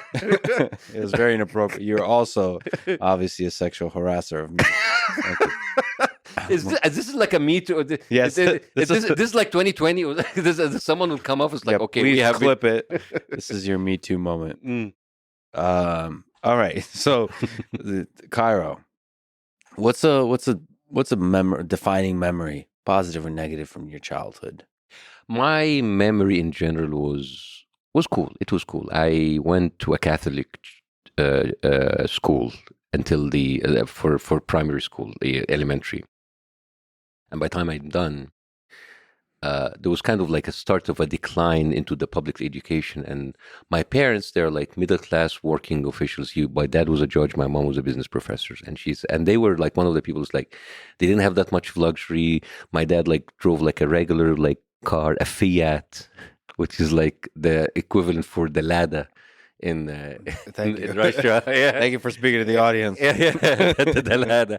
And well, so would that be a good car or no, bad car? it's kind of like the minimum. And my dad was not like a man of showing off. Whatever money they would do, they would put it for us, education, give everything to their kids. This is kind of like a very, very typical mentality, and I'm sure it's in many cultures, but like we grew up with this, like everything that we have is like for kids, so they would put us into education. So middle school, that was the big 1986 was the beginning of the explosion of like international schools, private schools, and these schools were relatively expensive. Of course, now with today's currency, it's ridiculous, but at that time, it was very expensive. So I went to that school, and there was this moment was like you feel less right away. I mean, the people, of course, there's the regular bullying and stuff, but it's not that. It's kind of like you always feel less. You don't have that much of like purchasing power that can allow you to go to the same outings or travel with them, and even like how you dress, it will be modest compared to them. So I was always an outsider. I was, and I compensated with that by two things: being good at school and being good at sports. So I was not like the typical nerd who was just like that. I was playing football, basketball, track and field, and I was like one of the people who would like to have me on their team. So I wasn't like kind of like, he's a nerd, get him away. But I never had a girlfriend. I never had any kind of like, I was not boyfriend material. Mm-hmm. So that's kind of like, it leaves remnants in you that you're not good enough. But psychologically, you were always like, when you were by yourself, you felt like an outsider. Yes, all the time. And that's why it kind of like I'm more of a loner. I don't have a lot of what you call friends. I have acquaintances, people that I do stuff with, but I don't have like the people that I tell them everything. When I went to medical school, now medical school is a different animal. Medical school is where all of the people from the public schools go. Public schools are very like, they are not, they don't have like, they don't have English language as like a strong partner, but they are brilliant people. So because they would mostly study in Arabic, but they are brilliant and they are very, very, very smart, very sharp. But then I'll go there. Now I am the sissy boy from the private school that comes into medical school. Now I'm an outsider again. And I go into I go into residency and I pick up salsa. So now I'm a salsa teacher while being a cardiothoracic surgery resident, and I'm an outsider for the third time because in salsa, I'm kind of like the respectful doctor, and in resident, I'm the guy who is just dancing. So, and everything, of course, as a medical resident, you will mess up a lot. Yeah. So they would always like, oh, because you're a dancer, oh, because you don't care about medicine, you just like want to go there and dance with women, which is true. Yeah, but, but, and so all of my life, I felt that I'm an outsider. I'm not part of the team. I'm not part of the core group. So, and I have a story that you would love. I right before my residency, I was so much into salsa, so I had all of the money, and then you saved that, and I was working in summers, and I was doing extra jobs, and I took that money and I went to Miami in order to learn Rueda de Casino, which is the Cuban kind of like circle salsa kind of thing. And I went there in the summer of 2001. Yeah. And my return ticket was 9/12, 2001. The universe My has a wrist- sense of humor. I got to tell you No, that. no, no. My 9/12. Yeah. I was supposed to be on a plane coming back to Egypt. What happens? Thank God I ran out of money 10 days before that. It's like, all right, I changed my ticket and I came back. 9/11. I'm kind of like, sleeping. My mom, wake up! Wake up! What? It's like, and I see like the 2 tower phone. It was like, my mom's like, oh, you're here. Thank God, you're here. Yeah. That, and I was like, I could have been in Guantanamo right now. Yeah. Flying at 9/12. And but by the way, I was in Miami. When they went to the flying school in Yeah. Miami. So I mean, I had like 9/11 written all over my face. You'd be all over the news. And my Gotcha. mom's like, "What? He went there to dance salsa? I didn't know that salsa is like a name for terrorists." Why salsa? Why did that attract you? And what, like, can you explain what salsa is? So I mentioned to you offline that I've been doing a little bit of tango, trying to learn it. Yeah, like samba, salsa, bachata, merengue. It's kind of like Latin dances, and it's like I don't know how you describe salsa. Couple dance on Latin beat, and I did it because I talk about that in my Arabic stand-up comedy, not the English. I talk about like how I was, I didn't have like really like a great like social life, and my friends went there one day, and I go into a place which it was called El Ghetto Negro. No, it was called Big Fat Black Pussycat, and then I think they thought it will be like racist or something, so to change it to El Ghetto Negro. Anyway, so. Great. I know. Great decision. I know. So I went there. It's like, damn, music and women, and my doctor, a doctor dancing salsa. That is a chick magnet. Yeah, 100%. We do everything for that. All of human civilization. Even power, even money. All We do the it- wars we've been talking about. women. At the end of the day. the approval from the other sex. We are babies. We are terrible people. Yeah. So of course, like I mean, that was like great. But then as a nerd, I went in so hard, and now I became a salsa teacher, Yeah. and I earned more money from salsa more than I did as a doctor. I didn't know this part of you. That's hilarious. I know I was making a killing amount of money, like huge amount of money. And I was just like, I would go finish my shift, and I go to the salsa class. And sometimes I would have like 70 people in my salsa class. Oh, wow. I had like the biggest salsa class in Egypt in the beginning of 2000. And it was fantastic. And it was an outlet because you go there and there's the shifts and people dying. Damn. And they go, salsa. Can escape. You must have been good. I was okay. I was cool. I was fun. There were people better than me, but I have a thing about teaching. I like teaching people.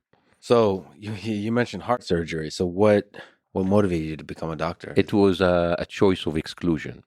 I mean, there's nothing else you can do with these high grades other than doctor and engineering. I hate math, so go be a doctor. This is the Middle East. What do you expect? It's either in my show, I said like it can be one of three things in the Middle East: a doctor, an engineer, or a disappointment. That is the choices that you have. So years after, I'm a disappointment. Yeah. Here I am. You're damn good at it, though. That's a hard path, though. Yeah. Right? And it's a fascinating one. Can I tell you something? Yes. That actually I was thinking about. Why did I actually go into medicine? And why did I always choose the hardest thing, although I didn't love it? And I have to tell you, I had an epiphany only 2 weeks ago. And I don't know if that's actually related or not. Remember when I told you I went to this school and I didn't have that much money? And I didn't have the luxury of time or money to be with those people and do what they do. So by the time I finished school, and everybody was going to university, everybody in my school went to the AUC, the American University in Cairo, of course, private, American education, party time. Of course, they're brilliant and everything, but they have a different, social life. And part of me now, I kind of I realized that just like very, very recently. Maybe I went to the hardest school ever. So I don't have space to use other than studying. Because if I have that much space, what I'm gonna do with it? I don't have that much freedom. I don't have that much money. I can't compete with those people going out. So maybe I need a solid excuse that I'm in a place where I don't have that much of a spare time. Is it also possible? I like how this is a therapy session where we're psychoanalyzing you. Yeah. Is it also possible that you always just pick the hardest thing you could possibly do? Maybe, but Maybe that's the Piers Morgan thing too. Like what? maybe, but like when I left Egypt and I came here, I still had the choice to go back to medicine. Sure. But I hated it. I hated it. Medicine traumatized me. The amount of like you give up. You know, my brother in Egypt, he had a daughter. She's a brilliant basketball player. She is in the national team, amazing. I used to play basketball also in the Egyptian league, but I was kind of like my favorite position in the court was the bench. Mhm. And I was not as good as her, but and then it was time for her to go into college. Yeah. And he didn't talk to me for 6 weeks. I said, Tamer, what's happening to Farida? Which college? Like, I didn't want to tell you. She went into medicine. I said, what? Medicine? Why did he do? Because he knows how I hated it. I was Yeah. traumatized. I said, and I said, like, dude, she's a basketball player. Make her go like to an easy school. It's like, nah. So that's kind of, it's But fine. you still did it. You still did it. I And you still did hated it, but I don't know. Is it because of the difficulty or because of what I told you? Maybe I needed something. Maybe because I was not very confident in my social life, so I needed a distraction, not to have that much of a social life. Oh wow. Okay. You I understand? see. Yeah. So it's kind of loud because I will always have an excuse. I'm studying. I have something. I have exams, and I don't know. I kind of like self-sabotaged my own thing because I couldn't compete with those people on the outing and the money and whatever. So I need an excuse to be like, oh, he's a doctor, he's studying. At least in your own mind, you couldn't compete. Yeah.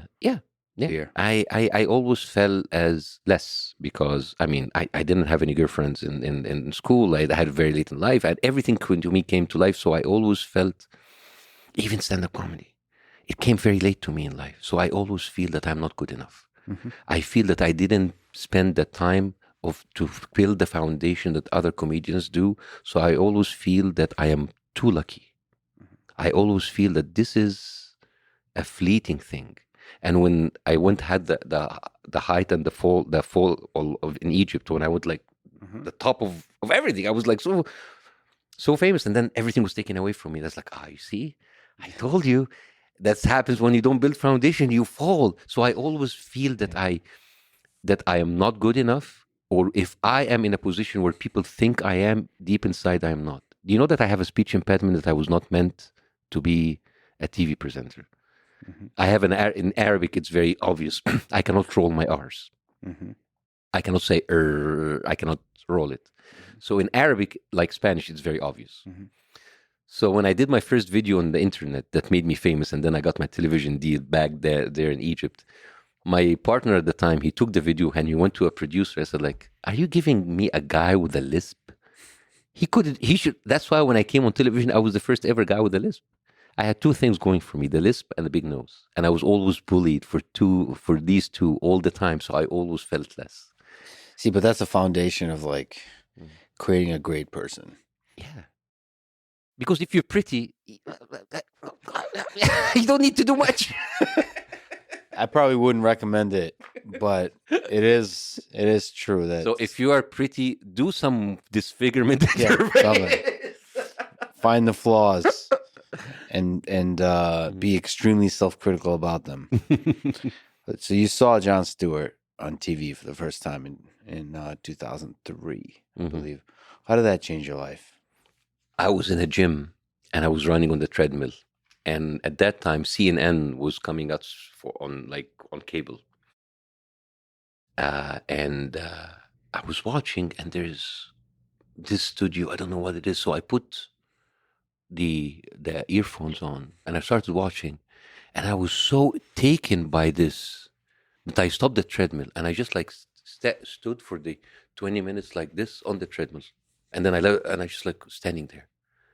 I didn't know what he was saying. I didn't understand what is Democrats, what is Republicans, what those names that he's saying, what is Fox News. I don't understand. But I was fascinated. There was something, when you don't understand the music, but you get the rhythm. It was that. I wonder what that is that you saw. It's like the timing of the humor. I mean, Jon Stewart is one of a kind. Like his biting criticism of power, I would say, and also ability to highlight the absurdity of it all. But you understand, I didn't understand any of that. But I I think didn't maybe- understand any of the references. But it was the rhythm. the The music rhythm. of it. Sometimes when you even see like a comedy that's a language you don't understand, but there's a rhythm. Boom, boom. There's something in the music. So there's something with the videos and the pictures and he and the face and people reacting. Yeah. What is this? What is this? Yeah. What is this? And we had the global edition. So I went to the YouTube and I just like started to kind of like watch every single episode that I can. I said like, do you think we can have this in Egypt? I thought, nah, never. And then 2011, like I had a friend of mine who was also a YouTube partner. It was something new at the time. He said like, let's do something on the internet. Let's do something political. I said like, I want to do Jon Stewart. It's like, nah. Do Ray William Johnson. Jon Stewart will not work. It's like, I want to do Jon Stewart. Yeah. So that was in there. Yeah, Got it was planted. in there, and I did it, and it worked. Can you talk about 2011? I mean, Yeah. What is it? The Arab Spring. What is it? People here in America, Depends on which side. Did something happen or what? Depends which side of the equation you are. Because for a lot of people, it's a conspiracy. It's American made. It is the Muslim Brotherhood. It's the Islamists. It is Israel. It is everything else other than people. Oh, but it's a pure revolution. It's a pure. I think we put too much weight on conspiracies. I think it is normal human behavior that then get maybe used or abused or taken advantage of by other powers, and then the conspiracy starts. But at the time, the Arab Spring didn't start in Egypt. It started in Tunisia. Bouaziz, a fruit vendor, burned himself up, like the American soldiers who did that a few days ago. And that kind of sparked protests in Tunisia. And Ben Ali was a dictator in Tunisia for about like 20 years. And they removed him. So suddenly it was kind of like a domino effect. So then Egypt started, and it just took 18 days. And, people, hindsight is 2020, since that, like, just Mubarak became like a burden on the military, because the military are the real rulers of the country. You might have a president that kind of like have certain powers, but at the end of the day, when the military sees that a certain president is like too much of a burden, too much of like a, so like they cut him off. And Mubarak is the leader of Egypt At that time. He was there for 30 years. 30 years. By the way, speaking of which, because it was a joke in your Mark Twain speech, Yeah. I got teary-eyed just watching that. That was just great. You're like fucking great. Like what you did with Mark Twain Awards for Jon Stewart. It's great. I mean, your comedy is great in general. And I wanted to go to your show. I definitely will. But that's like a little stroll in the complete tangent of just a masterful introduction and celebration of Jon Stewart. Anyway, Mubarak. Yeah. So 30 years. And it's the joke that I say also, like Mubarak was a president for 30 years. Like, oh my God, you had a president for 30 years. Like, it's the Middle East. It's a very short first term. Very It's just short. it's like we're still warming up, baby. It's warming up. And I thought, like, we need to plan ahead. We need to plan our vacations, our careers, our jail time. It's just like we need to. It's great. So It's true. So we had kind of like the shortest, nicest revolution, 18 days. Yeah. And we thought, 18 days, we can change the country in 18 days. So, but of course we were naive and we had this kind of hope. So Mubarak was removed. There was an interim period by the military, took it for 1 year. Then they did elections. Muslim Brotherhood came to power. They stayed for one year, and then the military removed them. And in these 3 years, my show started. It started by kind of like a YouTube video. It became famous overnight. Overnight. Yeah. 5 to 6 videos, boom, went out. And at that time, I was waiting to get my clearance to go to Cleveland. I already accepted in a fellowship as a pediatric heart surgery in a hospital in Cleveland. And I said, like, all right, I'm just going to do a couple of videos. Maybe I'm going to put it on the internet. And maybe after a year or two, after I come back from the fellowship, somebody will come, hey, why don't you write a show that looks like Jon Stewart? That was my mind. Took 5 weeks. I had my first contract of television. And overnight, the exposure. And over the next 2-3 years, I had 30 to 40 million people watching every episode. A lot of people like, wow, that's too much. That is terrifying. Yeah. Because it means that there are 30 million people who have an opinion about you. Yeah. You said there's a lot of aspects of that sudden fame that were just horrible. It's toxic. It's toxic. It's unnatural. It's unnatural. When people started to recognize me in the street and take pictures, I was awkward. It's like, why do you want to have a picture with me? Yeah. Why? Why is it? Because I didn't feel that I'm worthy enough to be like a reward for someone to have a picture. Mm-hmm. And I didn't understand it. I was kind of an ass sometimes because people thought it was arrogance. No, it was confusion. And I remember like my director and my producers and people around, they always saw me in a very bad mood. It's like, why are you not enjoying this? It's like, because this is not natural. This is not natural. This adoration, this love, and this have to end somehow. And it did. Mm-hmm. Because at a certain point, you are a human. And people kind of, the adoration and the fun and the love comes because they see you saying stuff because you do your job, basically. Political satire is basically us making fun of politicians in the media. Yeah. And a lot of people have really strong opinions about politicians in the media. So we articulate that and we give it to them and we make them laugh. So for them, we made a great job. So why don't you do more? Mm-hmm. But you are limited. And at a certain time, you can't. And at a certain time, you're afraid because we're humans. Mm-hmm. Because you're afraid about, like, if I continue speaking up, not like something will happen to me. I'm kind of like maybe have some protection because people see me. But what are the people around you? Mm-hmm. And I've seen that. So that's why at a certain point, it's like, that's it. I can't. I mean, there's a lot of things to say there, but one of the difficult things of fame in your situation is you're not just having fun, you're criticizing power. Yeah. And it is loved by the people, but it comes with a price because at a certain if the power is too strong and you're not into a situation or a system that allows that gives you that kind of safety. So what happened? What happened? So the height of my fame, when the Muslim Brotherhood was in power, and at that time they had their media, and I had one show. I had like 1 hour per week, and they had 5 channels, 24/7, and they were like, I'm basically, Jon Stewart said it beautifully once. It's like we say shit and you say shit, and we just say shit better than you. This is exactly what Jon Stewart was like. We're just better at saying shit back at you. Yeah. So basically, I had 1 hour, and they have like the 5 thing that they were like, they're calling me all kinds of names, not just me, like all their enemies, And then I just had 1 hour, and I would kind of like annihilate them in 1 hour a week. Mm-hmm.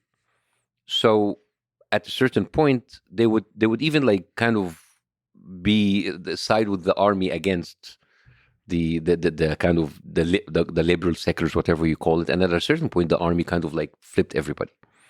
What do you mean? Like kind of like they removed the Muslim Brotherhood. They came to power, and I have to say, I admit it. I supported that in the beginning because I had daily threats. I was actually interrogated and arrested under the Muslim Brotherhood. I was in an interrogation for 6 hours, and they were asking me about my jokes, and I used that in my stand-up comedy, describing exactly what happened in the 6 hours, and it is so funny. Okay, well, it's hilarious. But what?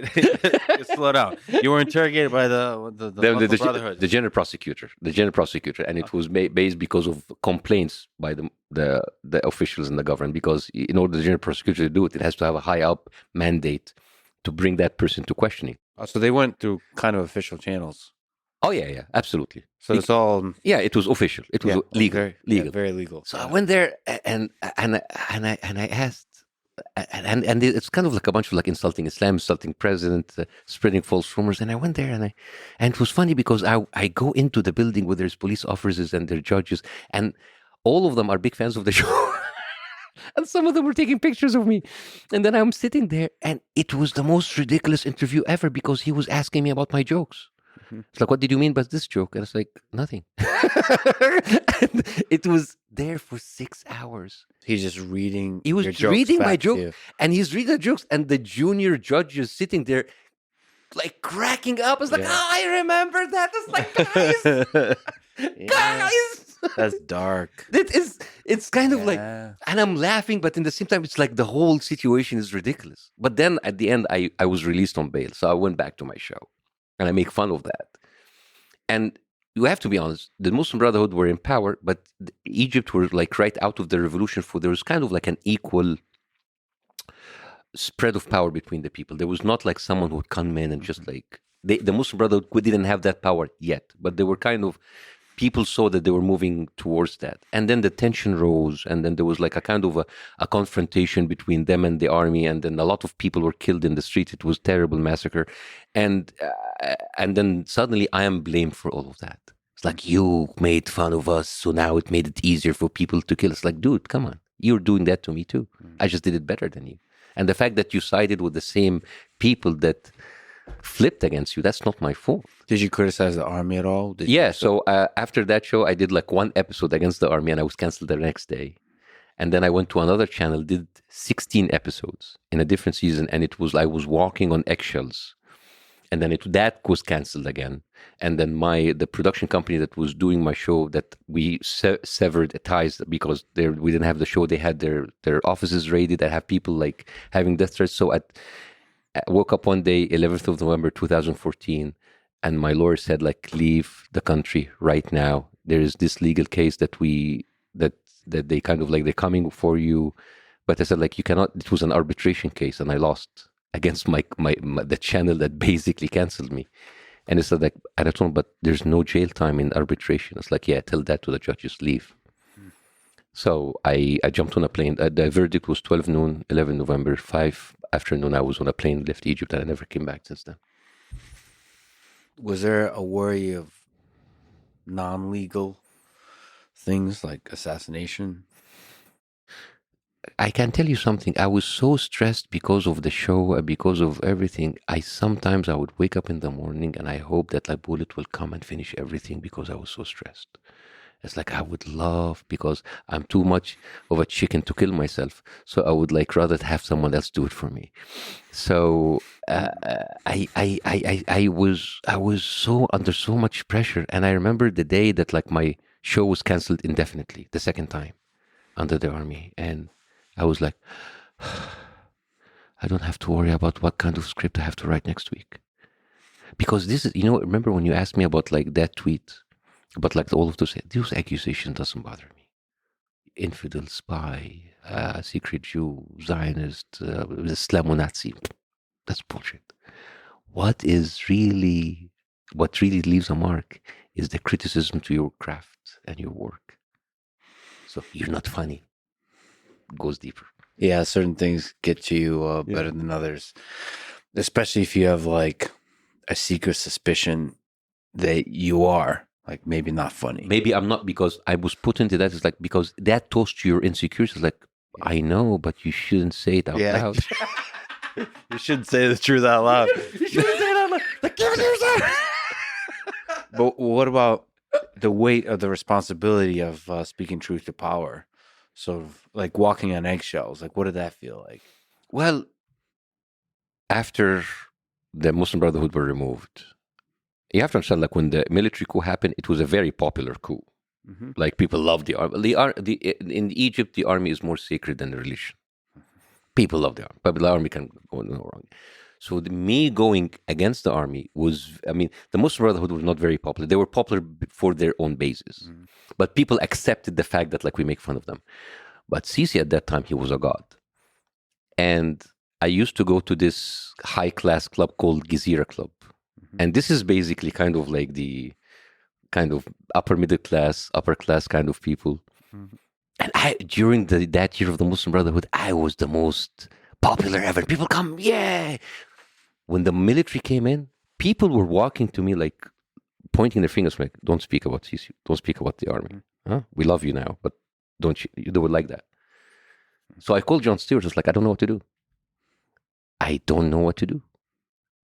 And at that time, all of the channels were like closed down. All of the independent. I was the only one left because it was difficult for them to get rid of me very quickly because I was too popular. It was kind of like piecemealing, kind of like going. And I remember, I'm like, I don't know what to do. He said, like, you don't have to do anything. Just your safety comes first. And said, but I can't. I mean, I've been doing that for 2 years, and I cannot just like say, bye-bye, guys. I have a responsibility. I have a team. I have people working for me. And I cannot just like disappear. And he said the most interesting thing ever. And say, if you're afraid of something, make fun about the fact that you're afraid of it instead of talking about that something. Brilliant. Yeah. So there was like a whole episode that we did not even mention, Cece. We did not even mention it, but the videos did all the thing. Mm-hmm. And the whole episode was me trying to avoid talking about him. Mm-hmm. And that how the comedy was created. Mm-hmm. The fact that I don't want to be here, and then so he said, like, if you will be surprised how people can relate to that, because there was a lot of kind of like, oh, we love him, but we feel we cannot speak. Mm-hmm. So just by doing the simple thing about mirroring the society, that goes a long way. And I kind of try to do what I can under the military. I mean, they came up with a machine that treats AIDS and hepatitis C virus and basically every single and I went to town with that because people think it doesn't really have to go to the bigger powers like you're an asshole. No, you talk about their propaganda. You talk about what they want people to perceive them at, and that it's a failure. And for that kind of hit them even more. Because what do authoritarian figures do? They work on two things, fear and propaganda. And from that, it gets the respect. So when you go into their propaganda and expose them, they have nothing else. That's brilliant. So like you are walking on eggshells, but you're doing it masterfully. That you're revealing sort of the flaws in the propaganda, the absurdity of the propaganda, and in so doing are criticizing them. And this is why comedy is very specific, because people say, you were not as hard on him as you were in the Muslim Brotherhood. Like, yes, because under Muslim Brotherhood, we were like just like saying shit for each other. Yeah. But now the ceiling was like here. So it's kind of like, how can you do something from here? Yeah, exactly. That's the art form. Yeah. In the Soviet Union under Stalin, a lot of the criticism came from like children's stories and children's cartoons. Double meaning, double innuendo stuff that means other stuff. That is that's the brilliance. Yeah. But everyone knows. Everyone knows. Because you are like putting a mirror, like you're mirroring the society. It's fascinating, actually. And that's why I was canceled twice. And that is a scary one, the army. You see that in Ukraine. Yeah. Everybody supports the army. Mm-hmm. That's why Zelensky getting rid of the head of the army was a big deal. Mm. It's a really dangerous thing because everyone's afraid to say anything negative about the army, especially during war. In that case, and in this case, maybe there's civil war, that kind of thing. But think about it. Actually, an army during peace is much more dangerous. Because think about it. I don't really have an enemy to fight, but I have all of this power, all of this tank. Why does this actor have more money than me? Yeah. I'm protecting him. Why does this businessman think that he can get onto his private plane and go to Paris? And why I'm here sitting like not having all of these things? So, and there's a lot of time on your hand because your job is to go fight. When you don't go fight, and when you have the lack of, that's one of the things I love the United States about, is the fact that the army cannot really get power, but they kind of like, the power is actually in the military industrial complex, which is a different issue. Yeah. It's kind of like a different kind of issue. But if you have all of that power, like, why am I sitting around just like, playing guard for you guys? Well, that's why Iran is terrifying, because you have this military that it just becomes a police force that turns against its own people. Yeah. So you're a famous guy talking shit in the middle of all that. Yeah, and when I left, I went through a very dark side, dark, because all of the insecurities, all of the stuff that had been like working on my head now came to life, and now I'm in America and I'm a nobody. Yeah. I'm a nobody. And now it's like, I have to do something. I have to earn some money. So I started to do stand-up comedy 5 years ago. Yeah. And I sucked because it was my second language and I was new. And now I would go to these comedy clubs with like kids on 21, 22 people. And then I'm there with a family to support that. I'm going there to doing it for $15, $20. And I was bad. I was bad. You're Bombing big time. eating shit. Eating Great. shit big time, dying up there big time, and I would go back home and I would cry, and then what made it worse is sometimes like a fan, Yeah. like not a fan, a bunch of fans from Egypt. It's like, oh, Bassem, Youssef, they come. It's like, And then and yeah, the just start. disappointment on their Yeah. that kind of like face of adoration, Yeah. that goes Yeah. and I could see it in Yeah. their face. I think he's gonna drive an Uber in a couple of weeks. Oh, that that's so that incredible. kind of pressure, and I would go and I would cry, and then the central, oh, you left, you gave up, you were a sellout, you're a coward. Why don't you speak from abroad? You're safe now. It's like I already spoke. I don't want to be, because I don't want to be an activist. I was doing that for comedy when it was good for everybody, but now they want me to go into YouTube and just like throw rocks from outside. And it's like, I understand. I have family there, Yeah. and it was this kind of like thing like that. I am being like attacked for not doing what I should do in their face, and attacked for not being funny and not doing good. And now I'm feeling like maybe it was wrong, and I don't know. I really, it was so traumatic that I don't know actually how I went through these years, and I blocked so many details from my brain because I have been using this technique for a while now, that I have been erasing a lot of there is a lot of memory gaps in my brain, and I'm trying to suppress it because it was very, very, very traumatic. And a lot of people told me you have to go to therapy, but I don't know. I'm worried to open the floodgates, and I'm thinking as I'm functional and I'm not killing anybody, I'm okay. It's like I think Elon tweeted, "Never went to therapy." It's going to be on my headstone. Yeah. To your best buds. Okay. I mean, that is like terrifyingly difficult. To like after being a surgeon, after being a superstar, super famous, going to eat shit at local tiny clubs in the United States. I mean, eating shit, period. Yeah. Like bombing is really, really, really difficult. Really difficult for 20-year-olds. Imagine when you're 45, 46, and then people's like, is this his midlife crisis? What is this?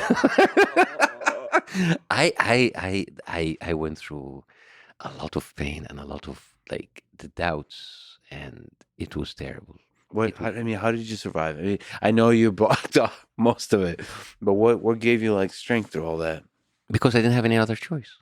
Because I started that, and the only reason that I could is to continue. I don't know what else to do. I don't want to go back to medicine. I don't want to I don't want to do that. And I don't know. And bit by bit, I started to kind of like be better. And I was at a certain time, a year ago, this is where I started to kind of like hone the craft and kind of sell more tickets, and sometimes even sell out some shows, and sometimes sell a theater. So like it was going and the money was flowing and it was good. And then I was like, why didn't I wanted faster, I wanted more, I want it now, I want Netflix deal or whatever. And then the Piers Morgan thing happened, and then I blew up, and then suddenly I'm selling out everywhere. And it's like, if those people came, if the war happened 2 years ago, I will not be ready. So now they come to the show, and by the way, my show had nothing to do with the October 7th. My show is my thing that I've been crafting and working on. You know how difficult it is to do the first hour, the hour that I've been working on for 5 years. And it's all my personal story, all what happened to me in Egypt, me as an immigrant coming here to the United States, finding Trump as a president, finding myself in the middle of a guns rally, finding myself in the middle of a bombing, kind of like talking about how I got my citizenship. It's all like funny stories about like my origin story. So they come in and they expect October 7th, and all of is my personal story, but it's good and it kills and they love it. And it's like if that kind of like blew up in America happened to me 2-3 years ago, I would not have people who come and be disappointed. I gotta say, the timing of October 7th is very suspicious. Oh my God! Please don't say that. I don't know. I'm just asking questions. I don't know. I'm telling you, one of the funniest thing. A guy, I was in Dubai, And like a TV anchor came to me, Bassem Youssef, he flourishes during revolutions and wars. It's like, whoa, what? Dude, you're making me sound like a bad omen, a very bad omen. Yeah, you, Hamas, and Bibi together orchestrated all of Oh this. my God, that's the trilogy. You guys should go on the road together. I'm telling you, that phone call is coming. Yeah, but Hamas has to open. And they would really bomb, right? That would really bomb. Oh, I love dark humor. You do a show, like you were saying, in English and in Arabic. Mhm. So, and the story is very different. Totally different. Two different stories. I would love to just the language difference Oh. because it's the music of the language is also different. So, like, what's how can you convert it into words? But what's the difference in the music of the languages? I'll tell you. Because I thought about that a lot. All right. Okay. So when I was doing the English first, Yeah. I actually had good jokes, but I was missing the delivery because the cadence and the music and the rhythm is different. The way that an English-speaking American member of audience will receive it, it will be different than how I receive it. The energy, everything is different. So when I kind of like got it, I didn't know how to switch back to Arabic. Oh wow. Yeah. Fascinating. Because here's the thing, with English stand-up comedy, you have a huge library. You have like a legacy. You have like years and years and years and years of people doing comedy. But in Arabic, it's very new to us. And most of the Arabic stand-up comedy, especially in Egypt, is very tamed. Mhm. This is kind of like, imagine the stand-up comedy scene in American 1960s before Lenny Bruce. Oh, so no swearing, conservative, No careful. swearing, nothing conservative, everything kind of step like, talk, yeah, it's yeah. kind of like very. So I didn't know what to do with Arabic. So I broke the barriers. I became Lenny Bruce. I became George Collins. So I went in and I changed the whole 7 thing. words you're not allowed to say. Whatever. For me, there 15 words. But Yeah, there's a lot. there's a lot. Arabic is a very rich language. Yeah. So when I did, here's the difference between the Arabic and the English show. The English show, surprise, surprise, is a unifying language, even for a group of Arabs. So if I give the Interesting. same exact show to the same 1,000 audience members in the same theater, and they're the same people, same makeup of like Lebanese, Egyptian, Syrian, Saudis, English will be a unifying language. Arabic is a dividing language Why is because that? you have 22 dialects and the dialects Oh. are vastly different. And like maybe Egyptians understand a little bit of Lebanese, but not that much. But the references, Algerian, Moroccan, Tunisian, totally different animal. That's like a totally different language. Saudi, Emirati, Kuwaiti, totally different. People understand the Egyptian dialect because it's the dialect of most of the artwork and the movies. But the reference in the everyday street talk might not be understood by them. So now I have to go in and talk to all of these dialects together. So I formed my big part of my show is like, what are you guys expecting of this? This is we gonna when I go do profanity and you're gonna like it. Mhm. This is the problem with the show as a dialect, and I construct all of these sentences formed of so different words. For example, an iron. Mhm. In any Arabic dialect is an iron. In Saudi Arabia, it means ass. That's one example. Yeah. That's one example, you know. So imagine if you can actually construct sentences having all of these things in one sentence. So I would construct like a whole section of my show about that. So it's really very much about like self-reflective on language and the limits of language that's allowed. And the limits of language. And I tell them part of the show is like, I know what's the problem with me doing Arabic. It's like, if this was an English show and I was telling you fucking shit and bitch, you'll be ha ha ha. But if I do one swear word, all of you will cringe. Yeah. It's like, why? That's Is fascinating. it because we are ashamed Yeah. of our own language? So it's kind of like, it's not just like about swearing. It's about like, there's a lot of philosophical pathways in this. Yeah, there's profanity and we when people have fun, whatever, but like it is about like, how do we treat our language? And I tell them, we speak Arabic as Arabs, but it's not the same Arabic. It's crazy, right? And you're doing the show in America also, which is another level of Oh absurdity. yeah, actually the Arab diaspora in America is some of the best audiences I have. They are like wonderful, and they come from And I did it also in the Middle East, and maybe I'll do like an Arab tour in the Middle East in the fall. Which countries would you go to and not? I already did Jordan, Lebanon. I'm doing UAE. I'm doing Kuwait, Egypt? Bahrain. Egypt, I don't think so.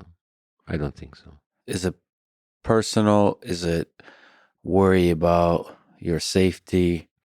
Well, I have the American citizenship right now, so I am relatively safe.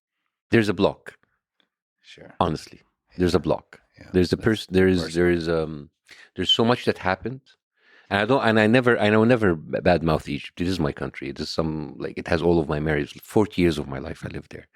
But when you get hurt so much, instead of trying to kind of, I don't want to take revenge. I don't want to like that. I just want to avoid, because Egypt gave me so much fame and so much love and so much hate and so much rejection. It was a very tumultuous relationship, very, very difficult. And and a lot of people tell me, well, don't you miss Egypt? And I tell them every time, the Egypt that I miss is not there anymore. It's not bad or good. It's not worse or better. It's just, I'm different, and the places are different, and the people are different, and the circumstances are different. Whatever image you have of what you love is not there anymore. That's why a lot of immigrants, especially Arab immigrants, they live here, but they're there. And then when they go back for a vacation, they get disappointed because they didn't find what they want.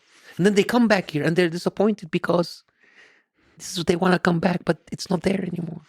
Yeah, their view of that place is from a different time. I have that, my parents, but everybody that left the Soviet Union. I mean, it's such a complicated relationship with that. Mm-hmm. It's sometimes borders on hate, disappointment. Mm. In the case of the Soviet Union, perhaps similar to Egypt, is the promises sold when you were younger, and the promises broken by the possibility of what it was supposed to be. With the Soviet Union, I'm sure with Egypt is the same. Iran is the same. So they have a very complicated relationship with that. Yeah. That's why, like, for example, people from Iran, I remember quite well the World Cup that was done in the United States. And the Iranian team will play in America. And there were people in the audience all wearing Iranian. They hate the regime, but they have this kind of connection with the country. Yeah. And this is the whole thing. You can actually love the country and you not have to agree with the regime.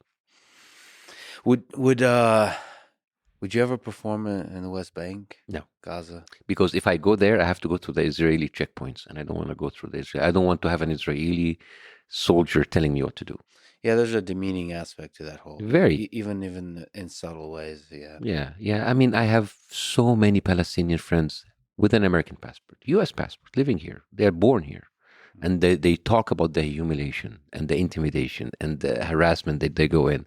It's like, do you want me to try? Yeah, that little bit of a humiliation.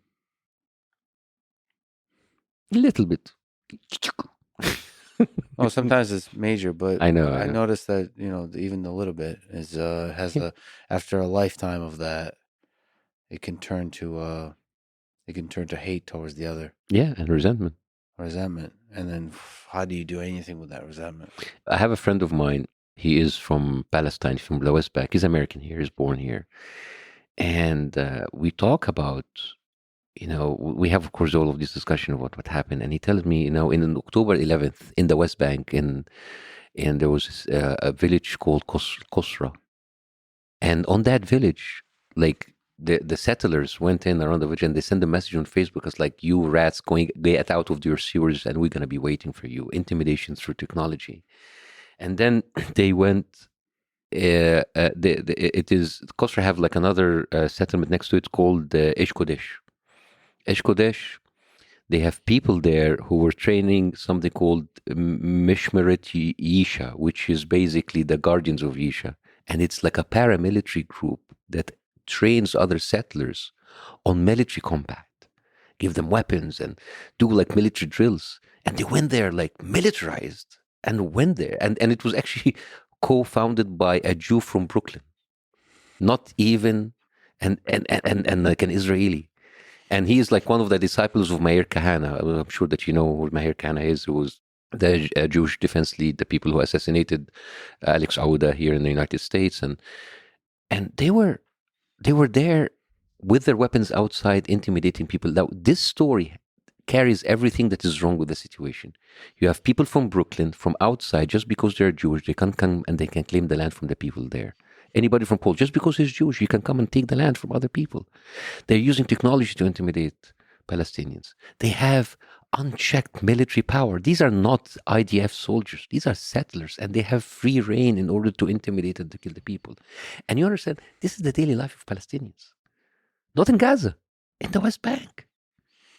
What do you do what do we do? What do people do to nudge this towards peace, towards flourishing? Here's the thing. I want to talk to the people of Israel. What is Israel doing right now is not just unfair to the Palestinians, it's unfair to the Jewish people in Israel. No, it is unfair to the Jewish people around the world. Because the way that Israel links itself to Judaism, at a certain point, remember like ISIS and Qaeda, and when everybody hated Muslims, sometimes humans are simple. They cannot have the nuances to separate. So anybody who with a Muslim name, with a Muslim face, with a beard, who looks Muslim, he would do it because of that actions of those atrocities. You have the power as a person to separate yourself from an abusive power, a horrible power, and be yourself. I am really worried because the rise of anti-Semitism and the rise of hate against Jews is not because of the Jews. It's because of the actions of a government. Jews do not have to be on the side of apartheid. Ronnie Kestrels, he is a Jewish South African, and he fought shoulder to shoulder next to Nelson Mandela. He was part of the African National Conference, ANC. And he had an article saying, like, I know what apartheid is, and I saw Israel, and this is what they have. And the thing is, the Israeli government should listen to other people. You cannot call anybody who criticizes you either an anti-Semite, or if they're already Jewish, you call them like self-hating Jew. You cannot do that. You cannot continue doing that. Because we did that. When I would go in and criticize the Islamists, it was like, oh, you're a self-hating Muslim. You're not really Muslim. You're an infidel, you're a secret, you're a secular, whatever. We have the power in order to reform the course by holding people in power accountable. And the thing is, it is very stupid to actually call this anti-Semitism. And like my idol is Jon Stewart. I voted for Bernie Sanders. Sarah Taxler, the one who did this amazing documentary about me, Tickling Giants, she's a Jew. She is married to an Israeli Jew. We have a good ratio because we know what the right is. They don't have to associate themselves with the action of the Israeli government. One of your favorite words, jihad? That's my favorite hobbies. It's his favorite hobby. It's my show. It's like, what's his favorite? It's like, I talk about like how when a white shooter does something, he talks about all of his family, and I was hobbies like, what if we did this like for Arab terrorists? What are his hobbies? Jihad. You see, you should be a comedian. Yeah. Wow, you're making me feel good. Okay. Sam Harris has done several episodes on jihad, and people should go listen to it, even if you disagree with it. But the basic idea that he's proposing is that this idea of jihad, in the negative connotation of it, of martyrdom, is a thing that is counterproductive, is destructive to the possible future flourishing of Palestinian people. What do you think of that? There's just the idea of martyrdom. I totally agree, but like people don't wake up in the morning and say like, I want to declare jihad. Think about it. Why would anybody choose to end his life by taking other people with him and end that life? His life must be miserable. He must be pushed into that. Nobody chooses death over life willingly. One of the first suicide bombers in the Palestinian resistance were Christians. We don't talk about that. I think he would say that the presence of a story that you can tell yourself when you're in a really shitty place, that you can go to a much better place by sacrificing your own life. Just the fact that the presence of that story is there is harmful. Of course, but these But here's my problem with Sam Harris, and usually people they have free range talking about the Islamic faith and nitpicking the stuff that makes it put in a bad light. I can go and nitpick every single religion. There are Jews there, like Ben Ghafir, who openly say spitting on Christians is not a hate speech.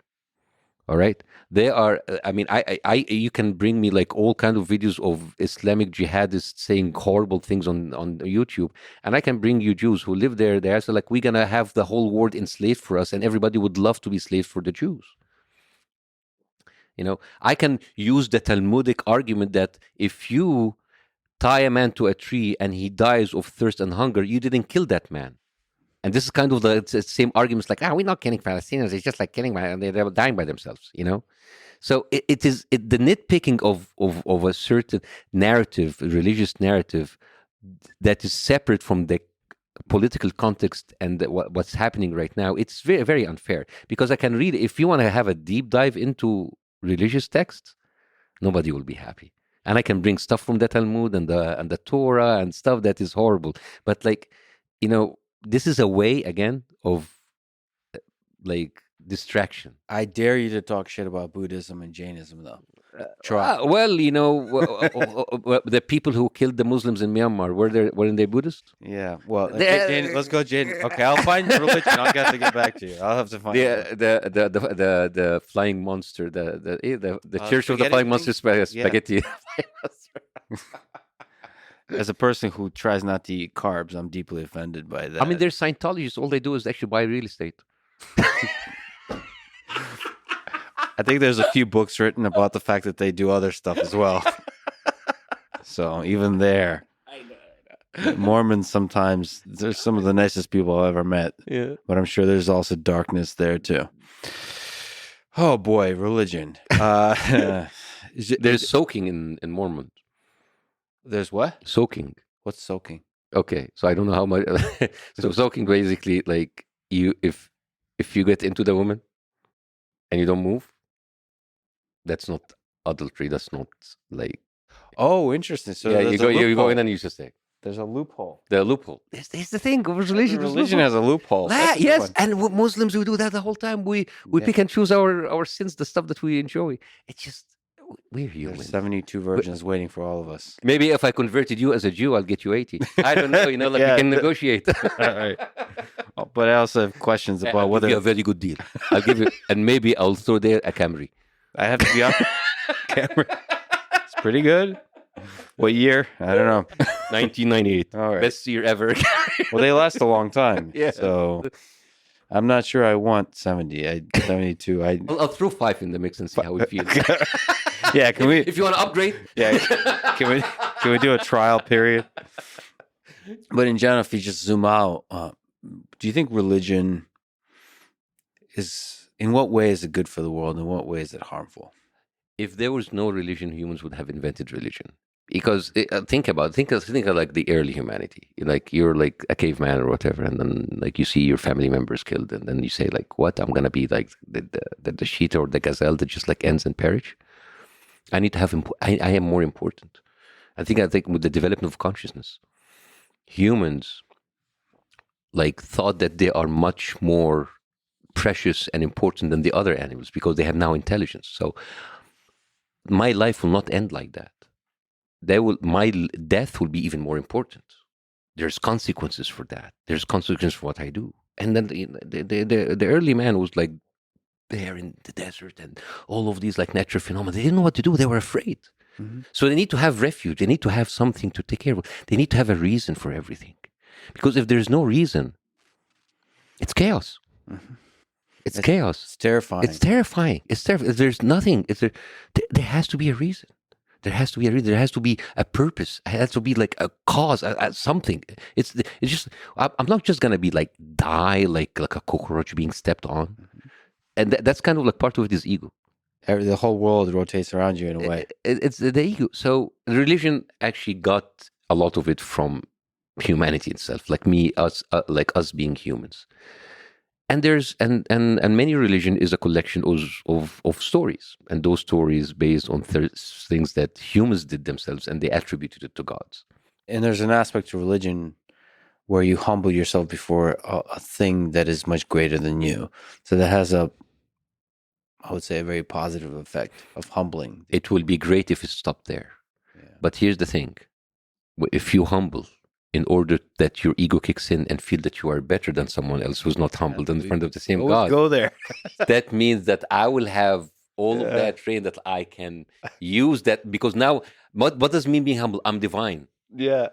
But you're not. I'm way more humble than you. But you're not. So you see how they kind of like the oxymoron, I'm humble and I'm surrendering, but in the same time, I am better than you and I'm more entitled. Isn't it crazy? Yeah.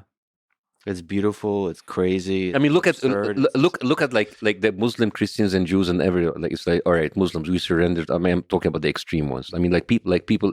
So I surrender to God. Good, keep it that way. Yeah. Like if you go there, I surrender to God. That means that I am closer to God than you. Then you should die. Yeah. Okay, Christians. Christ is love, and He loves me, and we're gonna be together. But you don't get into His kingdom, and you die. You see, it's the same thing. Yeah, yeah. It's just if you just stop it. Like stop there. Stop where you are humble, and you feel that you're a piece of shit, and you are a worthless human being, and you are there. Yeah. Stop there. Yeah. But once you says like, oh, that makes me a better person than you, and it makes me more with God than you, so that would give me the entitlement to kick your ass. Yeah, we always ruin a good thing. Don't we? That ego. You've been outspoken, with Piers Morgan, but just on this topic, and you talked about the Superman story, which I would love it if you were in a Superman movie. But have you lost job opportunities because of this? Because there was a couple of things that were going on, but they stopped. Again, I don't know if it's October 7th. Can you tell the Superman story just so? Yeah. So what role were you? Okay. What did you audition for? Yeah, it's okay. Sorry.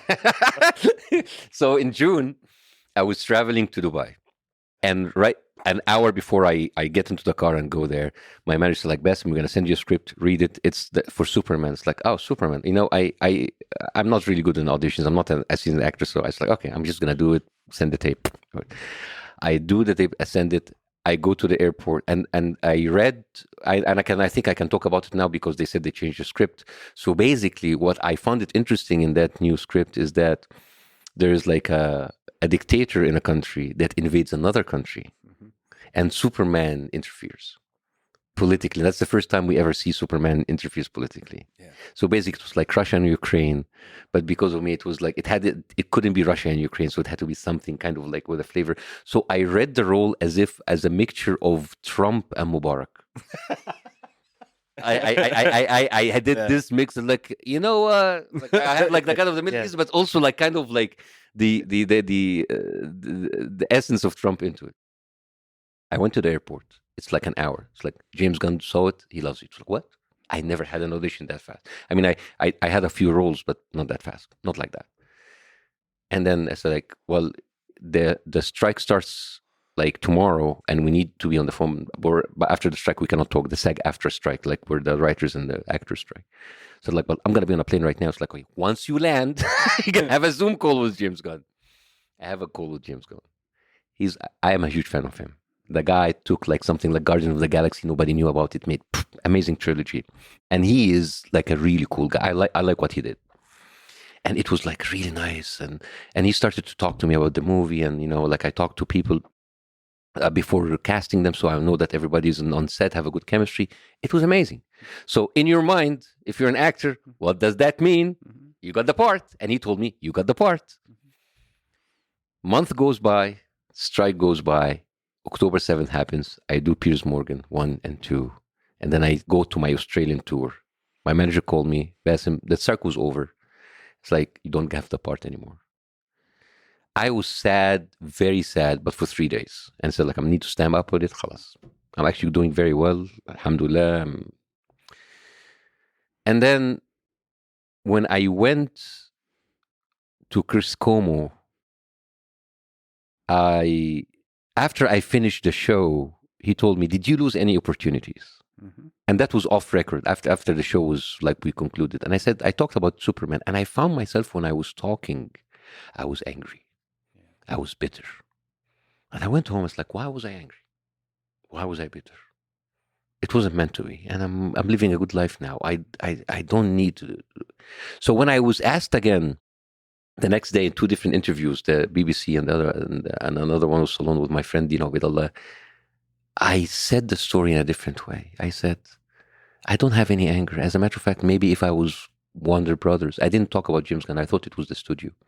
If I was Warner Brothers and I'm a Muslim, I wouldn't have a Zionist or a pro-Israeli in my movie. But I want to tell them that, like, when I criticize Israel, I am not a threat to you as a Jew, and we can actually have more in common. I was more of a kind of empathic. So when I said that, the internet went crazy, and James Gunn have haters because the Snyderverse and all of that. It's a word that I don't understand. And James Gunn, like, had all of these attacks on him. And I was pissed of how it was handled. I wasn't angry at James Gunn, but I thought it was handled. So my publicist and manager's like, Bassem, stay calm, don't speak. It's better to not talk about it. I said, okay. So there's nothing wrong about me, but I see the heat is rising against James Gunn. And that is a guy that I had a personal connection with, even through Zoom. And I didn't like what was happening. And then he called me and he explained to me, I said, Bassem, I actually have camera tests before finally, I didn't know that. And then we changed the script and it was the strike. So I didn't call. And I thought to myself, I'm a small actor. I'm not that important for him to call me to say, we're going to change the script. So I still think that, like, the timing sucks and everything. But then I went and I did a video explaining exactly what I'm telling you, because I didn't want to be famous for the wrong reasons. Yeah. Because that would be unfair. Because that was there already people were, and I was having like interviews. Can you come about this? It's like, guys, that's it. I'm not going to talk about it because this is a non-issue. And I didn't. And when I talked to James on the phone, I felt how sincere he was.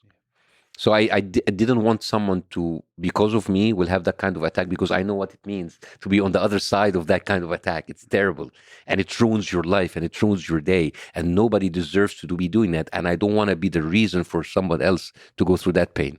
And you also said that you don't want to be a victim. I don't want to be. I'm doing great. I'm selling out everywhere. I'm having a wonderful, loyal audiences coming to me. Why I would be angry about the role of it's Superman? Yes, it's great to be in a superhero movies, but so what? But there's a wisdom in that. Even if you weren't doing great, that's a choice a lot of people can come to, which is like, do I play victim here or not? It's greed.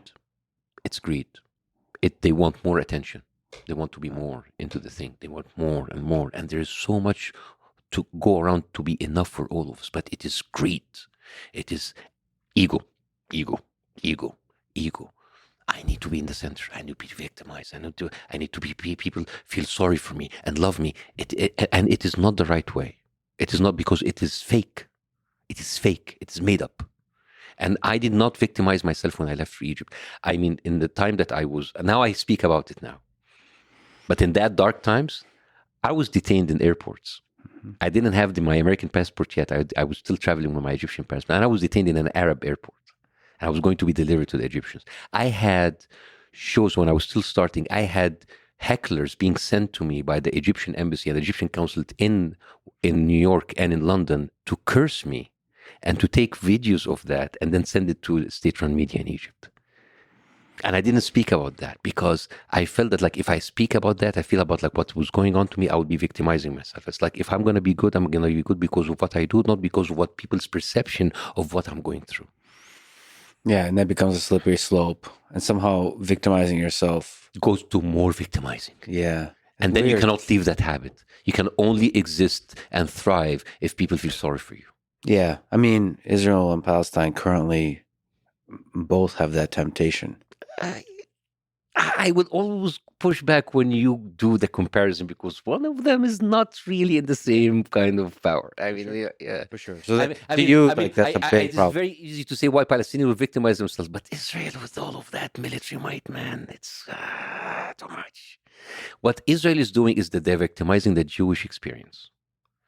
And I don't think don't think it is fair for a lot of Jews.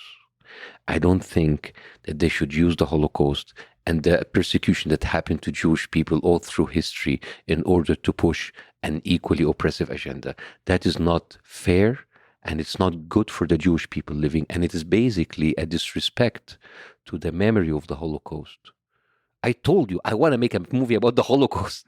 I do, because what happened was that kind of engineered torture should never happen again, and it should not be happening now.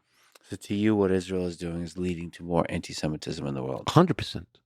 And I think, and can I be a conspiracy theorist for a second? Please, the earth is flat. We all know A this. part of me thinking, maybe they are doing that intentionally, because if there's a rise of anti-Semitism and Jews, they will always point see, they hate us, so we can do whatever we want.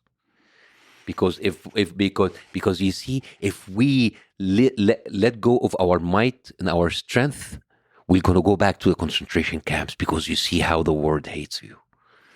And again, when you say they are people in power. Yeah. Oh, yeah, absolutely. Listen, it's always the people in power.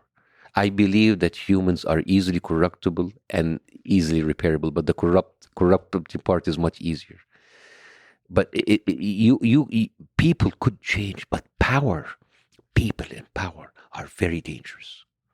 Very, very dangerous, especially if you have religion, which is power by itself, military might, political support, and money. Dude, that's a very, very, very dangerous recipe. That, all that said, I do believe in the power of the little guy, the individual, to overthrow the government. I don't know if you heard, but the Arab Spring, happens.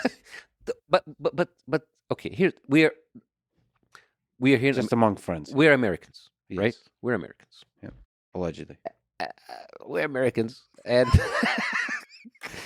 How funny is that? Like, just giving our two backgrounds. We're Americans. We're Americans. It's like we're Americans. There's one thing about the power of the little guy that I am very sad about, because you see, I love America. By the way, I consider it my new home, and I want my kids to grow up here. I'm very grateful for the opportunity that I have in the United States. And I criticize the United States politics, and I criticize it out of love, the same way that I was criticizing what's happening with Egypt out of love. What is worrying for me is how the power of the little man is diminishing. It doesn't matter now who do you vote into power. They will not listen to you. They would listen to the people who paid them to be there. And it is very concerning, because I can see the American democracy is turning, not even slowly, very rapidly, into an oligarchy. If I'm sure that all of the millions of people who are voting, they don't vote for the NRA. They don't vote for AIPAC. They don't vote for the pharmaceutical companies. They don't vote for the military industry complex. And yet, the people in power, they come in, they take your vote and my vote, and they are loyal to those people, not to us. And it is very, very, very concerning. Very concerning. And this is the danger of American on American policies, American politics and American democracies. It is dangerous because basically the vote becomes just like a ceremony that the someone with the more funding will get to power, and then he's not loyal to you. Still, the fire. I mean, we are in Texas. Everybody's armed to the teeth here. Yeah, but what are these arms going to do in front of tanks? Well, you said the American military is unique in this way. I know, but for now, the tanks are. First of all, I believe Russia has more tanks than the United States. Tanks, I don't know. I'm not an expert in military strategic deployment of arms, but the United States uses different kinds of weapons. They have drones and they have the lasers, and they're sitting comfortably behind the screens. It's kind of it turns like a big Xbox game. Yeah, and they sell a lot of those things to everybody. It's crazy because the defense budget is 68% of American military. It's almost $850 billion each year. Mm-hmm. And most of that weapons, we don't even need it.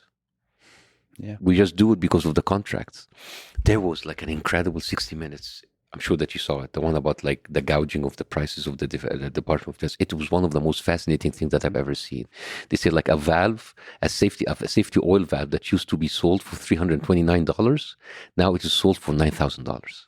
Why? Because there's only 5 weapon companies and they can control the prices. And in 2006, the whole Apache fleet of the American army in Iraq was grounded because there was one valve that they were like gouging the price and didn't want to give them. The Stinger missile, the just like the missile, the one that you carry, and it's like the anti-aircraft. It used to be sold for $25,000. Now it's sold for $400,000. And nobody is doing that. You know why? Because the DOD has fired 130,000 people, including engineers and negotiators. So now, in order to cut expenses, now we're paying more money. And the thing is, we do not have a say in this. We do not have a say in how my tax money and your tax money is being spent. Because I'm sure you don't want your money to be sent to Israel like that. I'm sure. Even if you're Jews, I'm sure that like I don't want my money to be given to some Muslim countries who kill other Muslims. I'm sure. But it is not. Here's the thing. What kind of power do we have other than speaking? So what is left for us is free speech. And now when you speak, they call you anti-Semitic. You see why I'm angry? But still, I mean, America's holding pretty strong despite the criticisms on the free speech front. But if you look at the freedom of the press, freedom of the speech index, America is not at the top. It is not. And this is why, for example, it is very disheartening for me to see that the Western media, Western press that used to be the beacon of freedom are now using as mouthpieces. And it is funny how the New York Times, Nixon got angry in the New York Times in 1971 when they found leaks about him lying about the Vietnam War since the beginning. Mm-hmm. And now he hired the plumbers, the special unit in orders to go in and find the leaks. This was Watergate, basically, because he was angry to see who leaked that, instead of fixing the problem. Now the New York Times have published this story about the rape that was a hoax that was written by Anna Schwartz, who's someone who have no experience. And now, when it was leaked, instead of them correcting themselves, they went in and they had their own investigation to see who leaked. The New York Times in 2003 became the mouthpiece of George W. Bush of the WMD. And now, as an American, I see that the New York Times becoming a mouthpiece of a foreign country. Why do you do that? One of the things that's really difficult to know is where to find the truth. It does seem that both sides use propaganda and both sides lie a lot. What? Both sides, as in both Israel and Palestine, pro-Palestine, pro-Israel. There's a lot of lies. I know, but I think it's a lot of inequality, man. Are you like there's like a lot of people on the internet, but like who have the mainstream media siding with?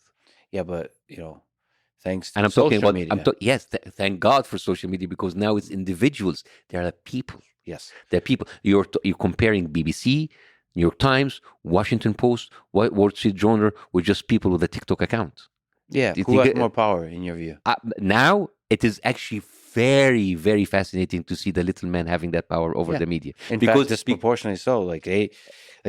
This is my problem. But you cannot call people with TikTok propagandists while people being paid to give you the news and they deliberately lie to you. Well, yes, I can. They're both propagandists. Yeah, well, okay, yes, but the mechanism and the intentions are different because here's the thing. I'd rather have the TikTok guy than the. If like the TikTok guy is a TikTok guy, all right.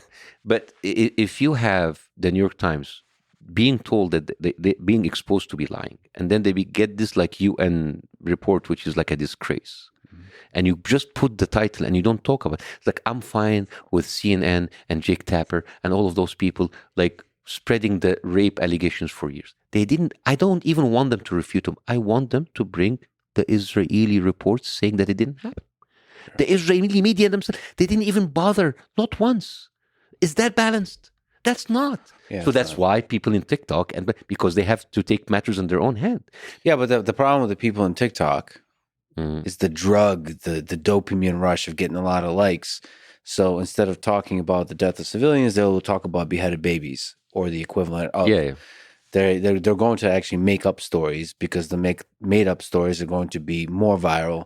And so now we're just in this sea, in this muck of lies. And there's a lot of people who actually expose those lies on TikTok. So you have both. Sure. You have both. And it's kind of like the democracy of the social media, as we always call it. But if you have the street-run media, that is the legacy media, CNN, BBC, New York Times, Fox News, all of those people, and they are like spreading lies, and they're not even doing their journalistic job in order to at least bring the other side. Yeah. That's problematic. And that's worse. You're supposed to be journalists. Yes. It's supposed to be report. Report. Report. Yeah, but I see that this is like a catalyst, an inspiration for the citizen journalists to rise up. This is what you're doing. Oh, yeah. This is what you're doing. No, this is what you're doing because you go into the deep dive. This is like a no filter thing. There's no spin. The long form. The long form is going to save us. I see why you hate the TikToks, like a dopamine rush. Stupid TikTok. I 5 hours later, I saw the resentment in your face. I can't look away. For like those 30 seconds, I do 4 hours. I mean, both have a place. Both are exciting, but I can't. It is very dangerous. Like you can't look away, and I almost never. Maybe I'm doing it wrong, but I almost never feel better ever after having used TikTok. Makes two of us. I can't. I cannot. I have a team. By the way, I give my password to like a team. I don't even go there because I once in a dark night, very late at night, I went TikTok and it was like 2 hours. What? Yeah. What? I said, no, this is dangerous. I'm already like an Instagram and Facebook guy. I don't need that. But even man. And I barely get out of Twitter. I mean, like X, I can't.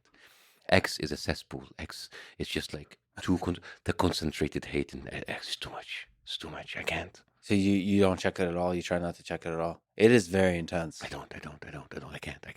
I just I post something and I run. Post and ghost. So you're doing comedy here in the United States right now. Yes. Joe Rogan has the Comedy Mothership, which is an incredible club. Have you considered doing that club? I would love to. I mean, Do you know Joe? Of course, no. Who doesn't know Joe? I mean, I feel like it's a small world of comedy. That's why I think like Joe's story was like what he did and stuff that he did in the UFC and his podcast, and it's very impressive. The fact that he is there and he's bringing all of those people, whether in comedy or his podcast, is very impressive. And this is this is what is the media is all about. What is like the internet is all about, to give you the experiences of stuff that you might never experience, and that is very important. I mean, you do it with people where like you go into their brains. He goes take people and they take their experiences and their lives and their stories. It is very interesting, and this is the beauty of that art form, because you have all of these experiences at the tips of your hands, and it is there for you to learn from.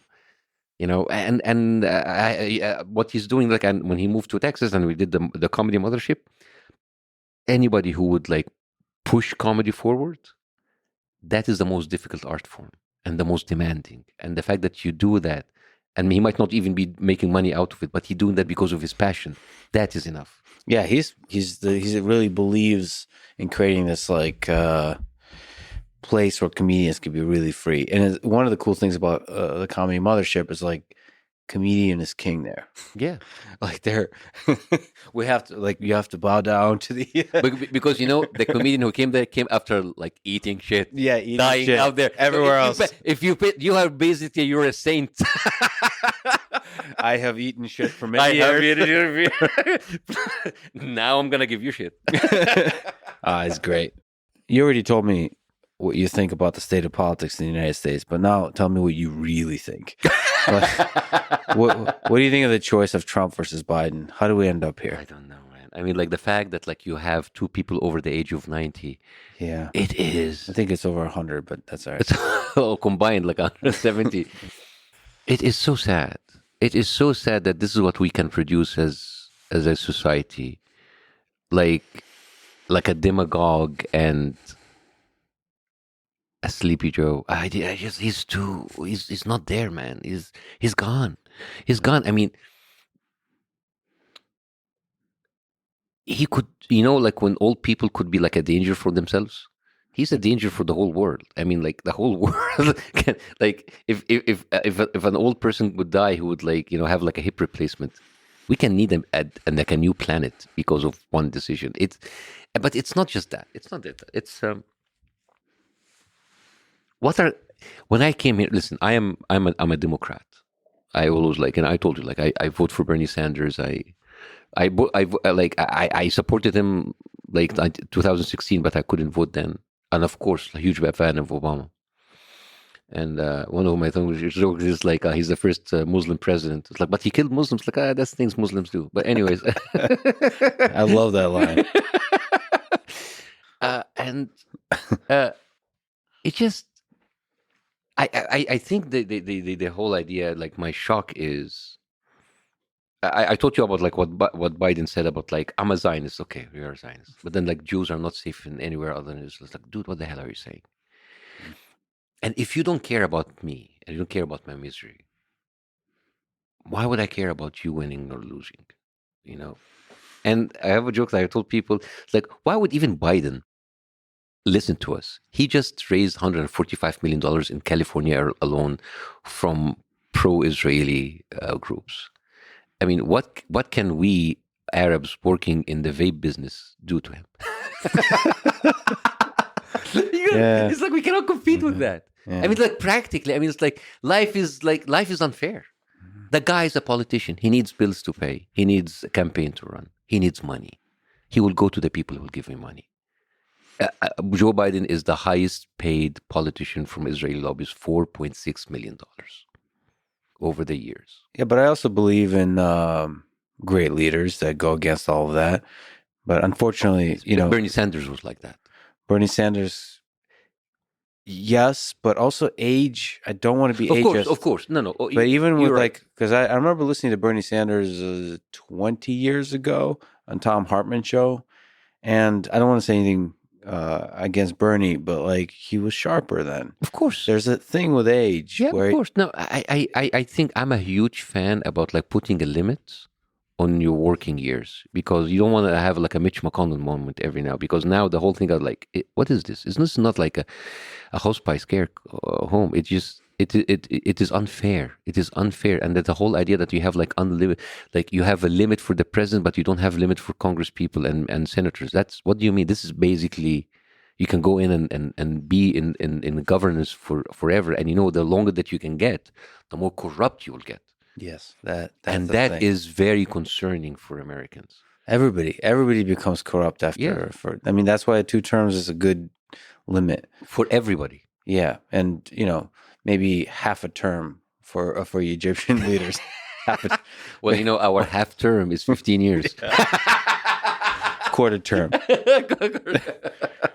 You should come back and run for office there. Oh my God, no. No, there's a curse in Egyptian Egyptian presidency. No, nobody comes there. Like he's like dead or in jail. Yeah, it's not the most appealing job. They might make a statue of you though, make you look good after my death. I look very good dead in a statue. Yeah. When you look at what happened with Navalny, since you kind of really thought about this in Egypt, what happened with Navalny in Russia? What do you think about that? Yeah, but what happened in Navalny in Russia is not something new in Russia. I mean, Putin have like this whole history of poisoning and killing people, and it's kind of like pretty much. I would have to cite credit Putin. He's like bringing us the essence of the Dark Ages, the Middle Ages. It's like like basically. Putin is the living example of what happens if Game of Thrones was reality. It's like death by poison, like a blow up a plane. It's like mysteriously disappears. It is so. It is very dark, but it's like, wow. It's like it's a television show. Maybe that's what attracts us to that part of the world, is that it's so much on display. This game of power, of geopolitics, yeah, of war. No, but the same happens in the West, but I'm behind closed doors. It's not Yes, that open. that's It, more it's polite. it's not that pronounced. You know, it's like oops, Epstein. Yeah. It's like we just like I think because of the West is more advanced, like in movies and cinemas, we kind of direct it better. Yeah. I think the outcomes, like the way that you kind of like set the scenes, like scene and scene. That's why people about like landing on the moon. They're like, Yeah. I get it, but we haven't gone back. The Earth is flat. Huh? Maybe. All right. If we zoom out, do you think there will always be war in the world? Yeah. Always be suffering? Yes. Yeah. But here's the thing: I don't think for long. I don't think that will happen for long. Wait a minute. Yeah. Yeah. Because here's the thing: humanity is destined to have war. Especially, like, it will have war. But that something happened in the last 50 years. We have much more lethal weapons. Mm-hmm. The problem is, the beginning, it's like swords against swords, horses, cavalry, like cannons, catapults, mini missiles, chiki chiki chiki. But now we're like a press of a button, you can annihilate the whole planet. Yeah. And this is the problem. Wars will always continue. The problem is, when is going to be the tipping point where we are actually going to destroy ourselves. And it is so easy now to destroy ourselves. The amount of weapons and the quality of weapons that we have. It is designed to kill more effectively, more. It is crazy. It's like we can create our own destruction on ourselves. And I think we're not that far away from it. Just looking at nuclear weapons, the fascinating thing about nuclear weapons is I've gotten to learn recently just how few people are involved in a full-on nuclear war that basically kills everybody. Yeah. Well, 3+ billion people right away. And the consequences Is the rest. of the nuclear winter, it's unlivable. But all it takes is, one president can do it. So it could be even a false alarm, misunderstanding. Like what happened in the Cuba missile crisis. But again, and now there's more nations are prepared and ready to launch. Yeah. I don't know. And you have a media and a 24 hours kind of like thing that makes you like at edge the whole dark. time. That's crazy. There's a dark perspective on this where there's certain members of the media that would kind of enjoy the prospect of nuclear war, like a little bit. Just let's get as close to it as possible. You have another factor that will contribute to that. Religion. And remember how like the radical Islamists talk about like the end of time and whatever, but like most of the Islamic countries don't have that much power. Problem is with Christian Zionists now being on the top of the world with America. They have been pushing for that kind of conflict to kind of escalate. Listen to Sarah Palin. It's like, God wants us here.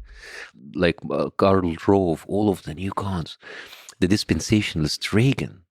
There's an incredible book called like Forcing the Hands of Gods. Oh, beautiful book. I read it. It's published 1998, but it still matters today. The whole idea about like, especially the Zionist Christians who love Israel, but they hate the Jews. They're anti-Semite, but they love Israel because of its role. This is all basically formed because of the interpretation of the Bible of Scofield and how they talk about the end of time, then Armageddon, and then the late great planet Earth, and then left behind Sirius, and all of that. It's all about like we're heading to Armageddon. And the problem is Islam has there are people that believe that the end of time, and then we have the Christians that believe in the end of time, and then you have Israel happy that those people are using it for the end of time, and then the whole idea about them pushing as many weapons and troops and people in the Middle East to be there for the nuclear Holocaust. And John Hagee, one of the pastors, talk about that, about the brimstones, and it's not gonna be a nuclear Holocaust. All of that people, it's crazy how people are so despising life that they are wanting death. So now you all would have these revelations, but these revelations mean nothing if you don't have an effective weapon in order to make it happen. And this is the crazy thing. And I'm worried that the end is going to be by someone that wants to meet God a little bit earlier. Somebody who's really in a hurry. Mm-hmm. Well, I have good news for you. Maybe we'll become a multiplanetary species Maybe Elon Musk will lead us lead the way. Maybe To get out in space. Maybe he's one of them. He's a secret lizard. I asked you offline to not mention the lizard people. They are. There's like a whole people that believe in the lizard people. It's crazy. I actually have to be honest. I haven't fully looked into the lizard people. I probably should. You should. Yeah. Well, maybe I'm afraid of the truth. Then.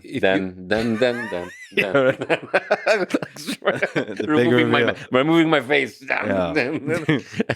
I mean, what? So let's say you're wrong about the end of the world, and I hope so. and it all turns out great, and humanity flourishes. Why would that happen? What gives you hope for that trajectory for humanity? Younger people. The people of TikTok that you don't like. Yeah, there is a lot of like bullshit there. After you saying this, people will just keep sending you TikTok videos. These younger people, this woman showing her boobs, that woman, that's gonna save us. That's gonna...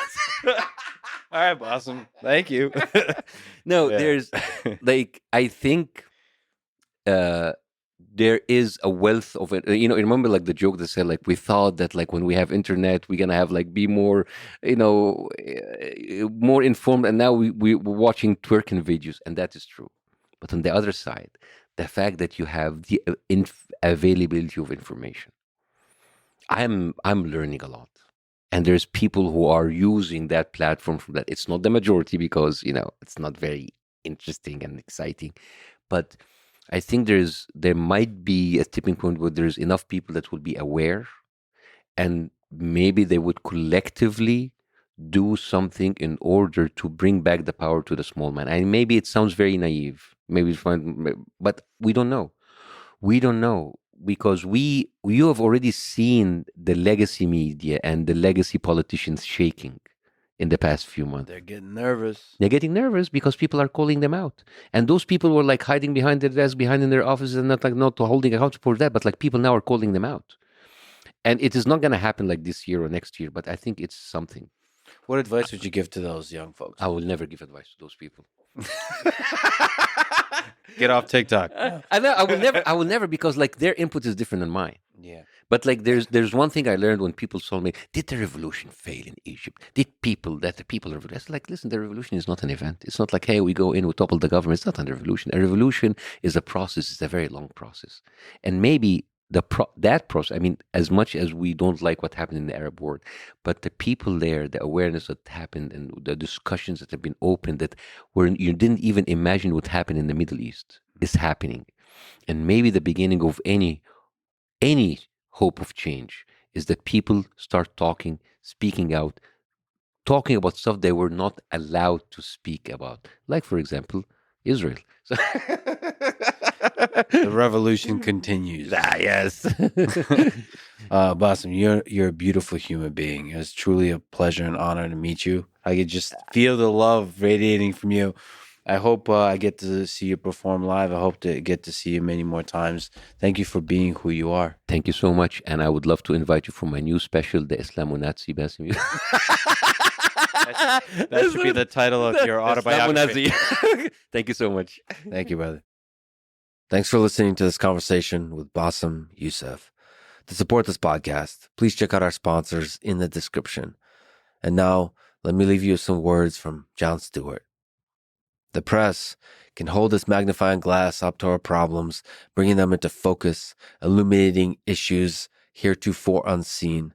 Or they can use that magnifying glass to light ants on fire, and then perhaps host a week of shows on the sudden, unexpected, dangerous flaming ant epidemic. If we amplify everything, we hear nothing. Thank you for listening, and hope to see you next time.